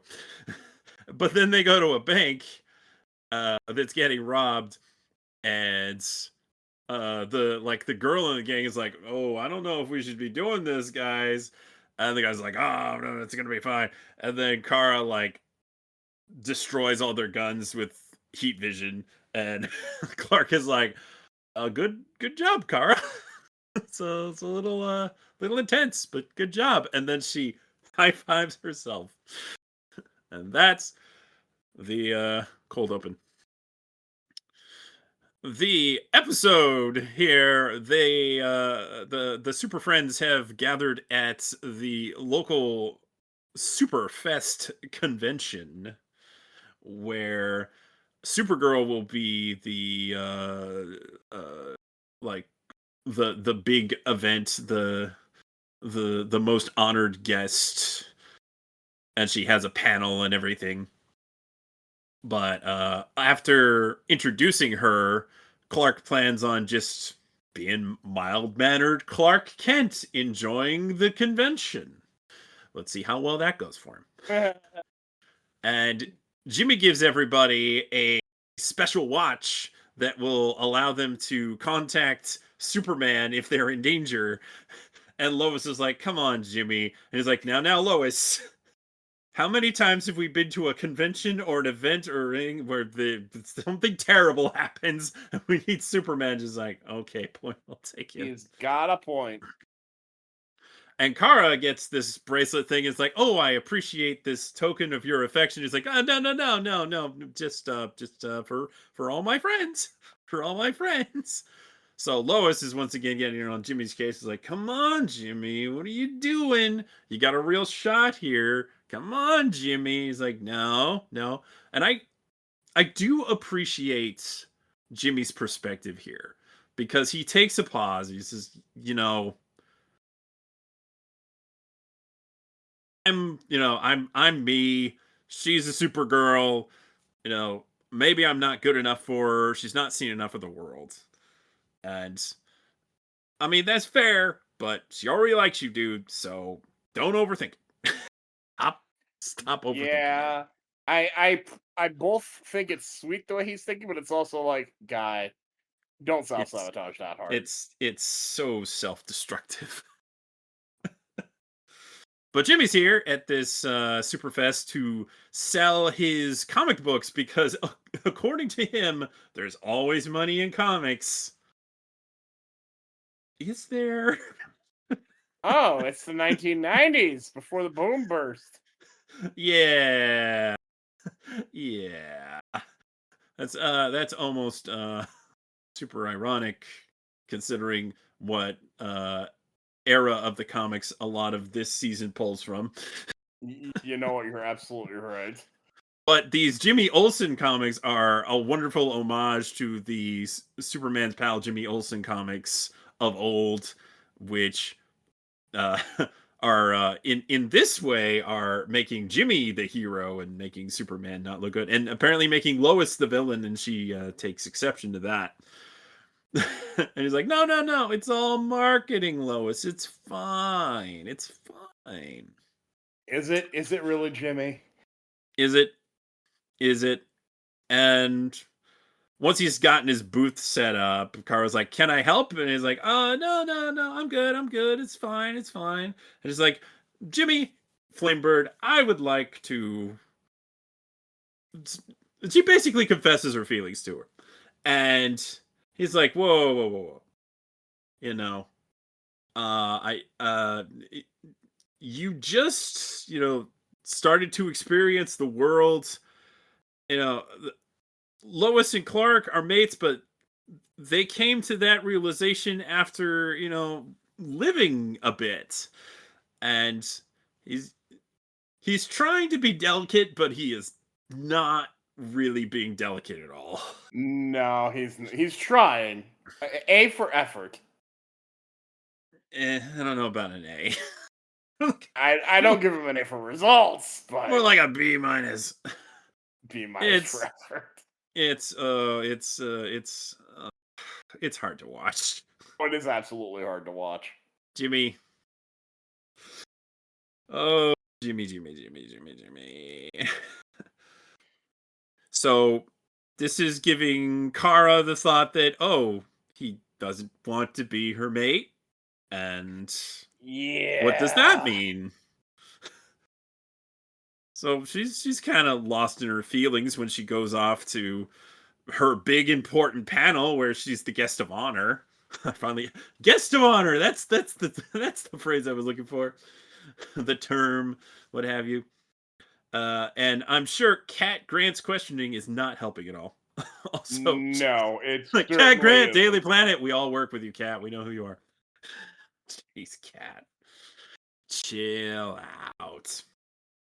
I will note that when Clark is looking around, he's like, "Ooh, look, miniatures, like farms." He's such a nerd. I love it. And then Lois spots Winslow Schatz, aka the Toy Man, who in a prior season tried to kill her and her father with an explosive teddy bear. So naturally, she's seeing this guy and thinking, "Oh, he's up to no good." And Kat has already kind of like put a fire under Lois to find a story here. She's like, "Oh, I told Perry to put you on this because I know you'll find a story." Like, but really, but she will. She definitely will. But she's she basically starts accusing him of all kinds of terrible things and rips a teddy bear in half that a little girl was just given to her by her mother. And then she looks over and she sees the Jimmy comic of her with the knives. She's like, "I am the villain." Meanwhile, after introducing Kara to all of the audience, Superman has to fly off and deal with most of the same bank robbers from earlier. And he's like, "Guys, really? Didn't we do this earlier today?" But they have somebody new. The new person has already decided to make a big ruckus instead of keeping things quiet. She's certainly got a personality. And she is known as Whip. It's like Whiplash, like the Marvel character Whiplash. I mean, close enough. She's also Russian. That doesn't help. Oh, but I think I might be just mixing up the MCU Whiplash with, because MCU Whiplash is an amalgamation of Crimson Dynamo and Whiplash, so maybe Whiplash isn't Russian. Anyway, this one is definitely Russian, or that's definitely Russian based on the accent.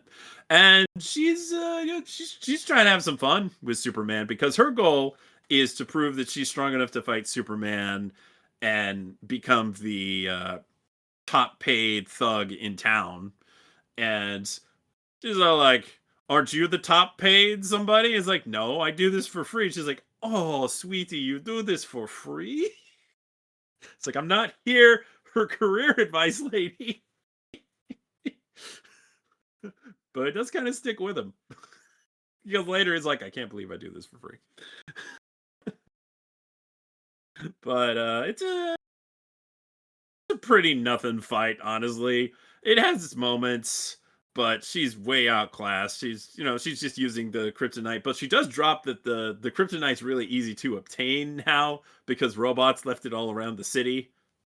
At the end of the previous season. Yeah. Makes sense. That's probably going to be a problem.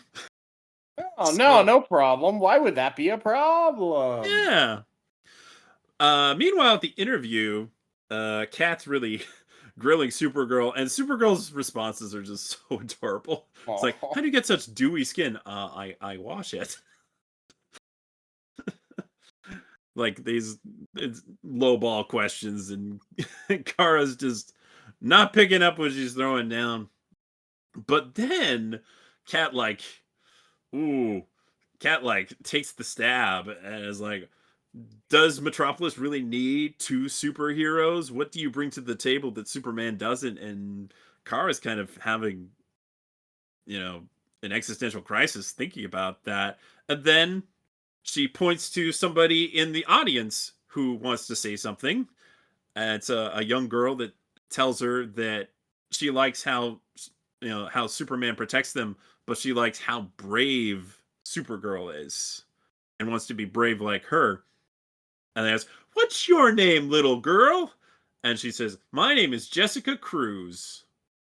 And if you know who that is, you know this is a tie-in with the Green Lantern show. I was wondering if that's what was going on. I couldn't quite place it, but I'm like, I know that name. Yeah, she looked a lot younger than I was expecting. I'm wondering how old she'll be in the My Adventures with Green Lantern series when it comes out. I guess we'll see. Indeed, But I it's guess just we will. just a little nod in there. Just a little wink to the audience. Kind of obnoxious. just a little bit. Like, oh, we're teasing things. I totally expected this sort of thing, to be honest. But yeah, it's fine. I think it's really good because Jessica has a lot of hangups. So having her say she wants to be brave like Supergirl, I think that's really good. That's really sweet. I did like what she said, that to answer the question of what does Supergirl offer differently, and it was, well, I love that Superman protects us, but I really love that you go and fight for us, and that is a difference. Yeah, that's true. That's true. Hopefully she doesn't take that as in, oh, but isn't it bad to fight? Yeah, I was a little concerned about, but it seemed to make her feel better, so I liked that. Yeah. And It could it's true. be re-encouraging her that sometimes you do need to fight. I mean, sometimes you do. Yeah. Yeah. And it also seems to put a little pep in her step. It is like, I have to make a very important decision. And this is like the perfect this is like this is what Kat's been waiting for, really. She's like, I have an important decision to make, and in order to do so, I invite all all eligible males to my booth for interviews. And Jimmy's all Oh like, my gosh. "Oh, wow. Great." It's your own fault, Jimmy. She's just doing what you told her to. She's seeing what else is out there. He kind of set this one up for himself. He really did. It was he really did. You blew it, Jimmy. You really blew it. You really blew it. So Jimmy goes back to his comics and is sitting there sulking, and Clark comes back after dealing with Whip by letting her kryptonite run out and then easily dispatching her. Jimmy's like, "Whoa, Clark, you look bad." It's like, yeah, being Superman is harder than it used to be. Which I think he's, talking about the kryptonite being readily available for the most part. Yeah. But also, he's got a lot of things going on, juggling a whole lot of things. It's true. But Clark soon hears what's going on over at Winslow Shott's toys, and he's like, I gotta go handle that. So he goes over there. He hands another bear to the little girl. He says, I'd like to buy that, and I'll pay for the damaged one. And, oh, are those miniatures? I want that too. Clark. And Lois just like, oh, geez. Oh, I really made a scene. Maybe he has changed.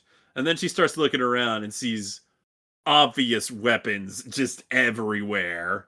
And one of the major toys on display is like a Zaku, like a blue Zaku Gundam type thing. Like, it's mostly a Zaku. Oh, it totally is. Which, hey, props for that. Making it a Zaku instead of just a Gundam, that's a little less basic. I appreciate that. So she starts noticing all these things. She thinks, wait a minute, no, he's definitely got something here. So at first, she feigns apology, being like, oh, I'm so sorry. I should have known that you wouldn't be capable of blah, blah, blah. And like getting right under his collar, like calling him like nothing. Like he couldn't accomplish anything. He couldn't possibly be threatening. It's like, I'll show you. It's like, got him. Did you, though? Did you really? Got him. But I am somewhat getting ahead of myself because Jimmy is also looking over at what's going on at Kara's booth, where people are coming and leaving many, many gifts, and like a little kid gives her a heart, and she's like, "Oh, I love it! It's so perfectly symmetrical." And then this guy walks over, and he's like a muscly, buff, sort of better-looking Jimmy, and I don't know if you noticed when he says, "Hey, can I get an autograph? It's for my boyfriend." I did. So I have to say to that is that, okay, so does Muscle Jimmy date a skinny Clark? It's a good question. I also love the not Teen Titans hanging around. Yeah, the not teen. Well, they're actually dressed as the Teen Titans, and they have a run-in with Bizarro, who is still dressed up like Superman from Halloween. And I don't think we mentioned it last week, and Duelist pointed this out to me. There in the Halloween crowd, there was a couple that were dressed like Okaroon and Momo. Oh, I didn't catch that. That's amazing. Yeah. And they were black characters, and I almost wonder if that's like a reaction to all the Twitter discourse about people drawing Momo and Okaroon as dark-skinned and black characters. Probably not, but that's a heck of a coincidence. Indeed. Just a fun little detail. But yeah, they've got some plenty. There's so many references in this episode, really. And I wonder how many Steven can mention. But I'll leave that to him in just a moment. So, getting back to the suddenly erected giant Zaku robots, which Winslow is piloting from the inside. I mean, like, I'll show you. Suddenly he's taken down, not by Superman, who, this is the moment when Clark is like, oh, I can't believe I do this for free. But as I forgot to mention, but previously Jimmy had a little run-in with Lex Luthor, who was all like, I have something to show you at my booth later. I think you'll be interested. But not before he like ragged on the comics. Of course, because as you do.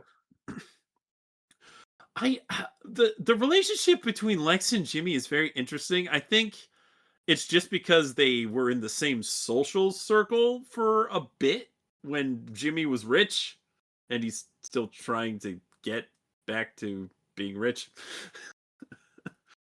I guess that's it. Because like, why else would they like converse ever? That's a good question. But it's fun. It's fun.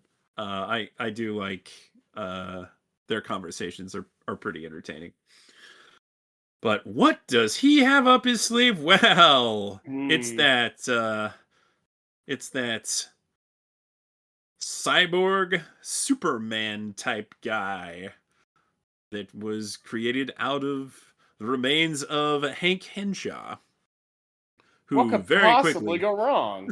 Yes, he very quickly dispatches the Zaku and makes a big show of it.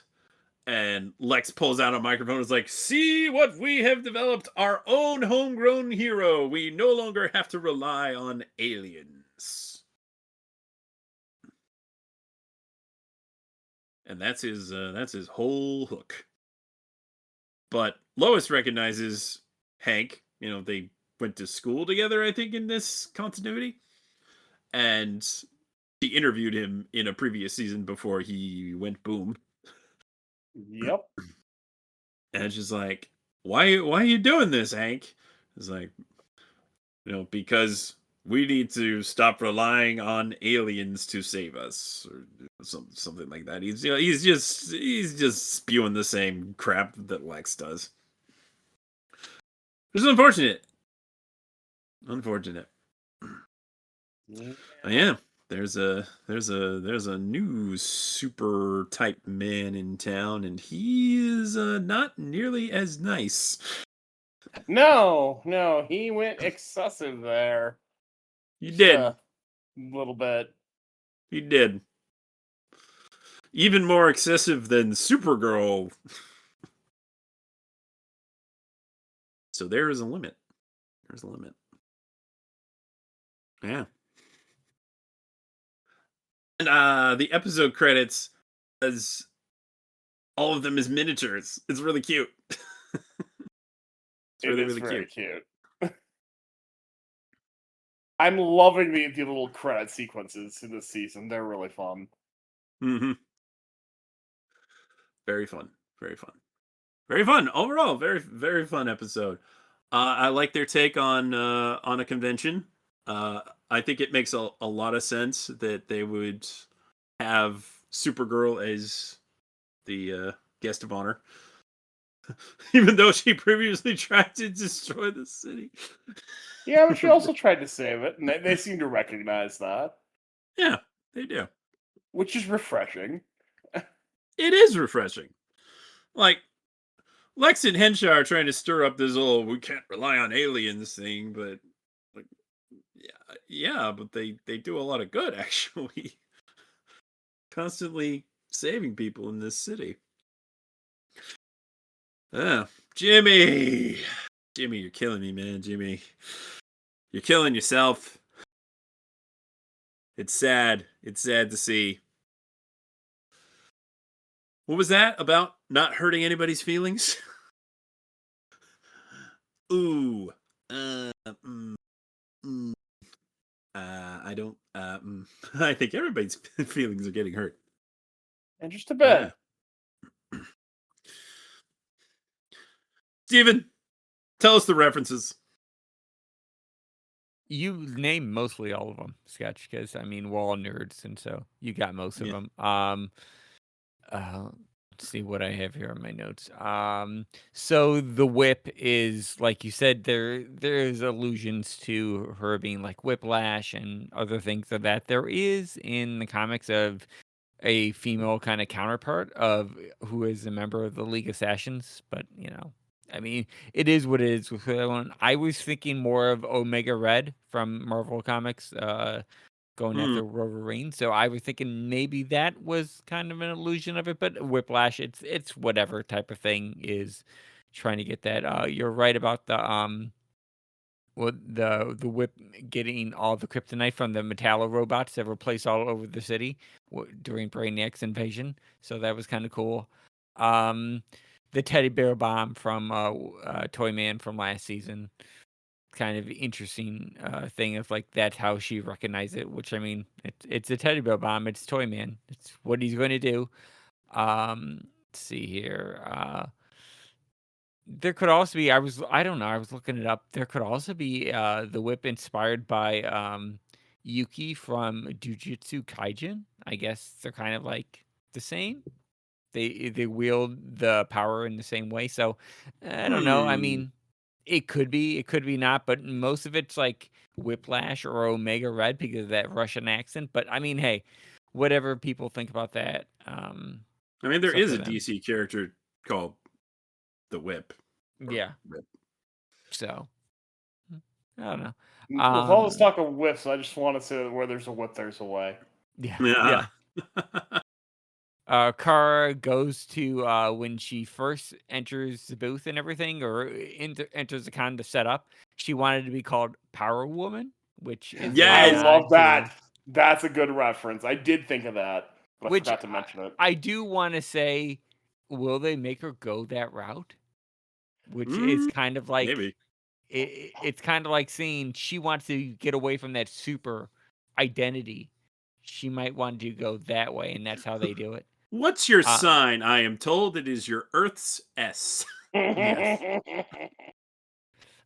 Jimmy makes that watch, and so that's like, every Jimmy in every universe makes a watch to contact Superman, and so that's kind of a cool thing. Mhm. All those comic books were almost actually like real comic books. Yep. Um, Yep, they're all referencing those comics. like you said, Laser, with Starfire, Raven, and Beast Boy, with cosplayers with Bizarro, which was kind of like that's a cool thing. It's almost a Young Justice team up a little bit. But yeah. Just- yeah, I Does think that's that it. imply that the Teen Titans are active in this universe, or are they just a comic book? They might just be a comic book, which is interesting in that universe that they didn't get like humans. I don't know how it works, but yeah, Hmm. it might be a comic book. Isn't that because the Super Con is a convention based on Superman, right? Or not just a comic book convention. It's based on Yeah. Superman. Yeah. But they had booths of all kinds of stuff, really. Yeah. Like they all wanted to get in on that money. Mhm.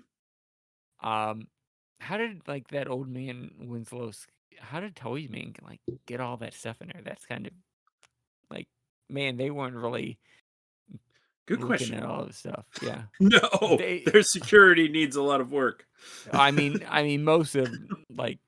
most of Metropolis, their security needs a lot of work if they're having all these people run in and do that. Oh yeah, yeah. So other than that, we have the Zaku, from Toy Man stuff. It has a W fin instead of that V fin, but yeah, Yeah, I- as for Winslow. yeah, which is cool. The Jessica Cruz thing, that's kind of cool. I do wish it was like a little bit more in depth instead of just saying, "Oh, my name is Jessica Cruz." But I guess for people who don't know, that is it. But hey, it's kind of cool. I Mhm. mean, it does show that that whole season with Brainiac, it happened a year later because Mhm. it took it's a whole year. So I mean, there's a lot of stuff that could happen in a year. But yeah, I think it's a good episode. Sometimes they do put a lot of stuff in it, like a lot of Easter eggs in it for all that stuff. But I mean, the references, but I mean, it's always cool to see all that stuff to say, "Oh my gosh, it's my favorite character," and or something like that. Livewire and Heatwave were in the a con as well. So who knows Yes, if yes, those like they were walking around. Lois almost bumped into them. yeah. So that was It's kind of kind of cool. sad that she Otherwise, didn't. yeah, yeah, she would have known those. Otherwise, the other cool thing is Bizarro just walking around like, oh, and everyone's like, hey, let's get a picture with him. Like Yeah. I mean, he's a pretty good. He's a Cool pretty good. costume, Yeah, man. that And is cool. Yeah, I'm a little disappointed because I thought Bizarro was gonna fight the robot. yeah, that's what I thought. That So, would have too. been so much better, I think. But I mean, it works with their Like doing he was too. gearing up for it and everything. Yeah, the L on Hank's suit, which is kind of cool. Later on, Cyborg Superman does become a Green Lantern villain, so maybe there is some type of Oh. crossover that could go on, but who knows as of now. Interesting. I didn't really know that. The other thing I wanted to kind of have it when Bizarro didn't fight the robot, I kind of wanted Bizarro to like step in when Hank was being ruthless. Yeah. But ultimately, I suppose it's better that he didn't. Mhm.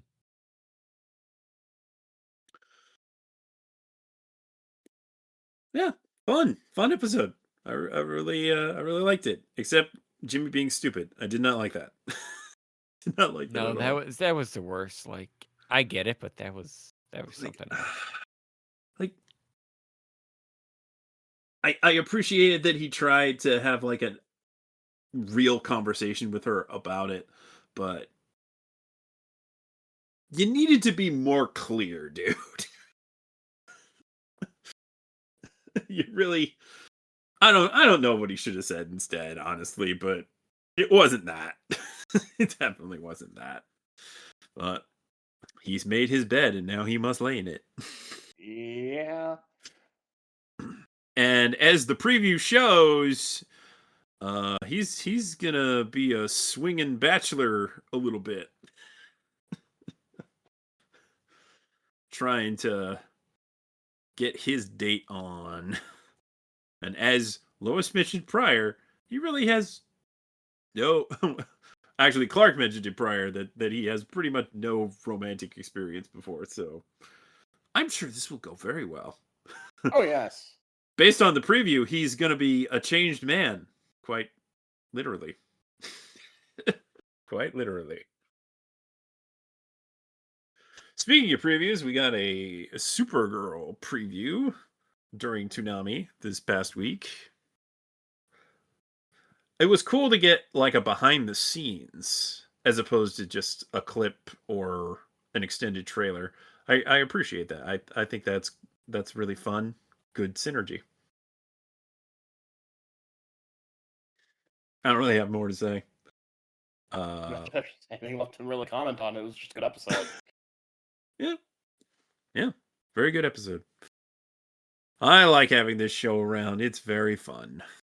It's nice to have something that's not just pure anime. Like, I love anime, obviously, but it's nice to have something that's a little different but still fits. Because that's what Toonami always was. True that. It's a mix. Though this one likes to wear its anime fandom on its sleeve, to be sure. It does, but I think that makes it fit better, honestly. And I mean, if you want to play that game, I mean, Thundercats had Japanese animators on it, and that's not anime. It was in the original Toonami. Yeah. See also Voltron, which was an anime. Yeah. True. I'm not disparaging it. No, I didn't think you were. I was just like adding some thought there. Mm-hmm. Yeah. So that finally does it for this episode. Whew! I'm tired. It's been a long day.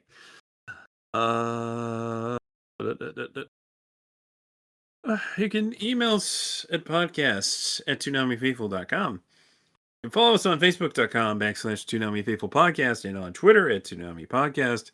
You can listen to the podcast on just about everything, including Apple Podcast, Castbox, Deezer, Google Podcast, iHeartRadio, Overcast, Podbay, Podbean, Podcast Addict, Radio.com, Spotify, and the TuneIn app. You can also find every episode of the podcast to stream online at the same place they found the encrypted clinical trials on Lazarus, SoundCloud.com/ToonamiFaithfulPodcast. And get the latest news by following @ToonamiFaithful.com on Blue Sky and @Toonami News on Twitter. And read the news, views, and reviews on ToonamiFaithful.com. And I'm still working on my Superman review. I've been dealing with a lot. Like, I need a whole separate extra podcast to talk about all the things that I've been dealing with. The stuff you're dealing with is insane. But at least I got to mostly enjoy SummerCon, and I got to see Steve Bloom again, which was always a delight. He was very grateful to us for our continued coverage of Toonami. I wanted to share that with everyone. I actually wish I had shared that while Kuro was still here, but I've already told her. So yeah, always nice. And he gave me an idea of how quickly they turn around some of this, some of his recordings to get them on the air, which is a fun behind the scenes thing, in my opinion. I'm not going to go into the exact details. I don't want to get him in trouble. But he was pretty candid about it. It was a fun little behind the scenes thing. And it was great. I was able to get Sonny Strait did a print of his Tom one and Steve's Tom with the words Tom Bros. So I went to see Sonny first and got 2 copies of that because I was very nice, and I got one for Paul too, because let nobody say I don't love him. And then I went to Steve, and Waited 2.5 hours. Get that signed. Worth it. Totally worth it. Totally worth it. I did get to see most of the people I wanted to, which was nice. They had the cast of Teen Titans there. They had the cast of Star Wars Rebels, including Steve. They had a whole bunch of anime actors. So naturally, I had to get a few more people on my Straw Hat flag. I got Vivi, I got Aokiji, and I got Kiku. Kiku from the Wano arc. That's a nice one. Oh, and Cat Viper from Zoe. Yeah, and Excellent.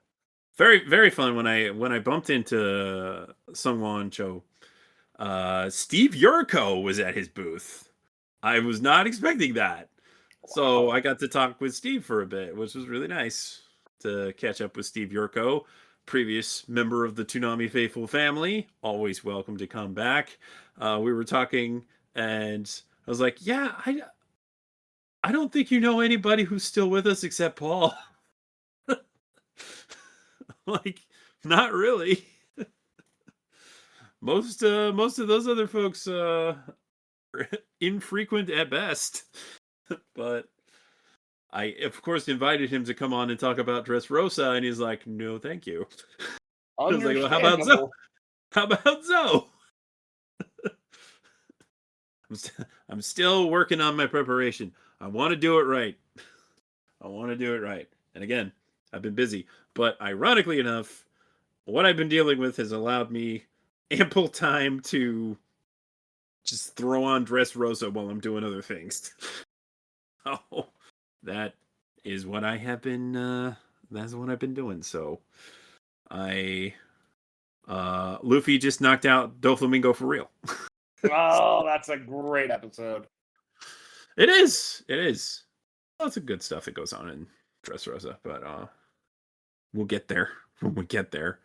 Probably gonna have to record an extra podcast one of these weeks because who knows how long it's gonna be before we get another quote unquote week off with a marathon or what have you. Yeah, we've had a couple of close calls, but it's just hard to schedule. Unless some homeowner nonsense gets in the way, I do plan on going to Anime Expo, which will be super fun to be there with V-Lord and Lum and other folks. So, looking forward to that. It's coming up really soon. First weekend of 4th of July weekend. Very soon. So, hopefully that all goes off without a hitch because I already got my flights.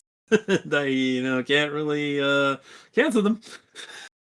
That would be quite a financial detriment. Don't want that to happen. So, here's hoping. Oh, yeah. Kuro already said goodbye to everyone. So, Steven, tell the folks where they can find you. Hey, you can find me on like all social media platforms. I'm thinking about talking more. Maybe not. Who knows? I don't know. I just talk about Kamen Rider if I do. For life. I don't know. Anyway, you can find me at MXAGhost on like all platforms if you wish to follow me. And Laser, tell the folks where they can find you.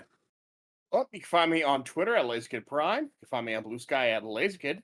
And you can find me on my podcast, the Simuldubbed Saints, where we talk about simuldubbed anime. I've had several people from this podcast over there as guests, including both Sketch and Steven here, and Kuro as well. So we talk about simuldubbed anime. Come check us out. Yes, indeed.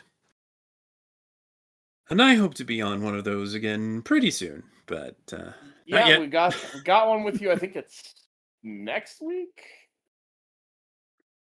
I think it's the 29th or something like. Is that a Monday? Let me check exactly when it was because there was a yeah, bunch of 29th was a Monday. That probably can happen, but let me get back to you. Yeah, well, I also should probably double check when I actually said it was because God only my memory's not the best. But right, it's coming up. I know that. Yeah. Yes. All right. Well, you can find me on Twitter at Sketch1984. Also on Blue Sky, look me up, Sketch1984. Thank you for listening to the podcast every week that you do. Whether you're listening live or listening to the podcast after the fact, we always appreciate your listenership. Be sure to share the podcast with your friends if you think they would be interested. And until next time, oh, Jimmy. Oh, Jimmy. He was a boy, she was a kaiju. Can I make it any more obvious? He was a dork, she smashed a satay. What more can I say? Satay. It was the best I could make that rhyme work. I appreciate the effort. You should have saved Nagi come back for this week. I should have. I realized that when this hit, I'm like, oh man, I could have really used that here.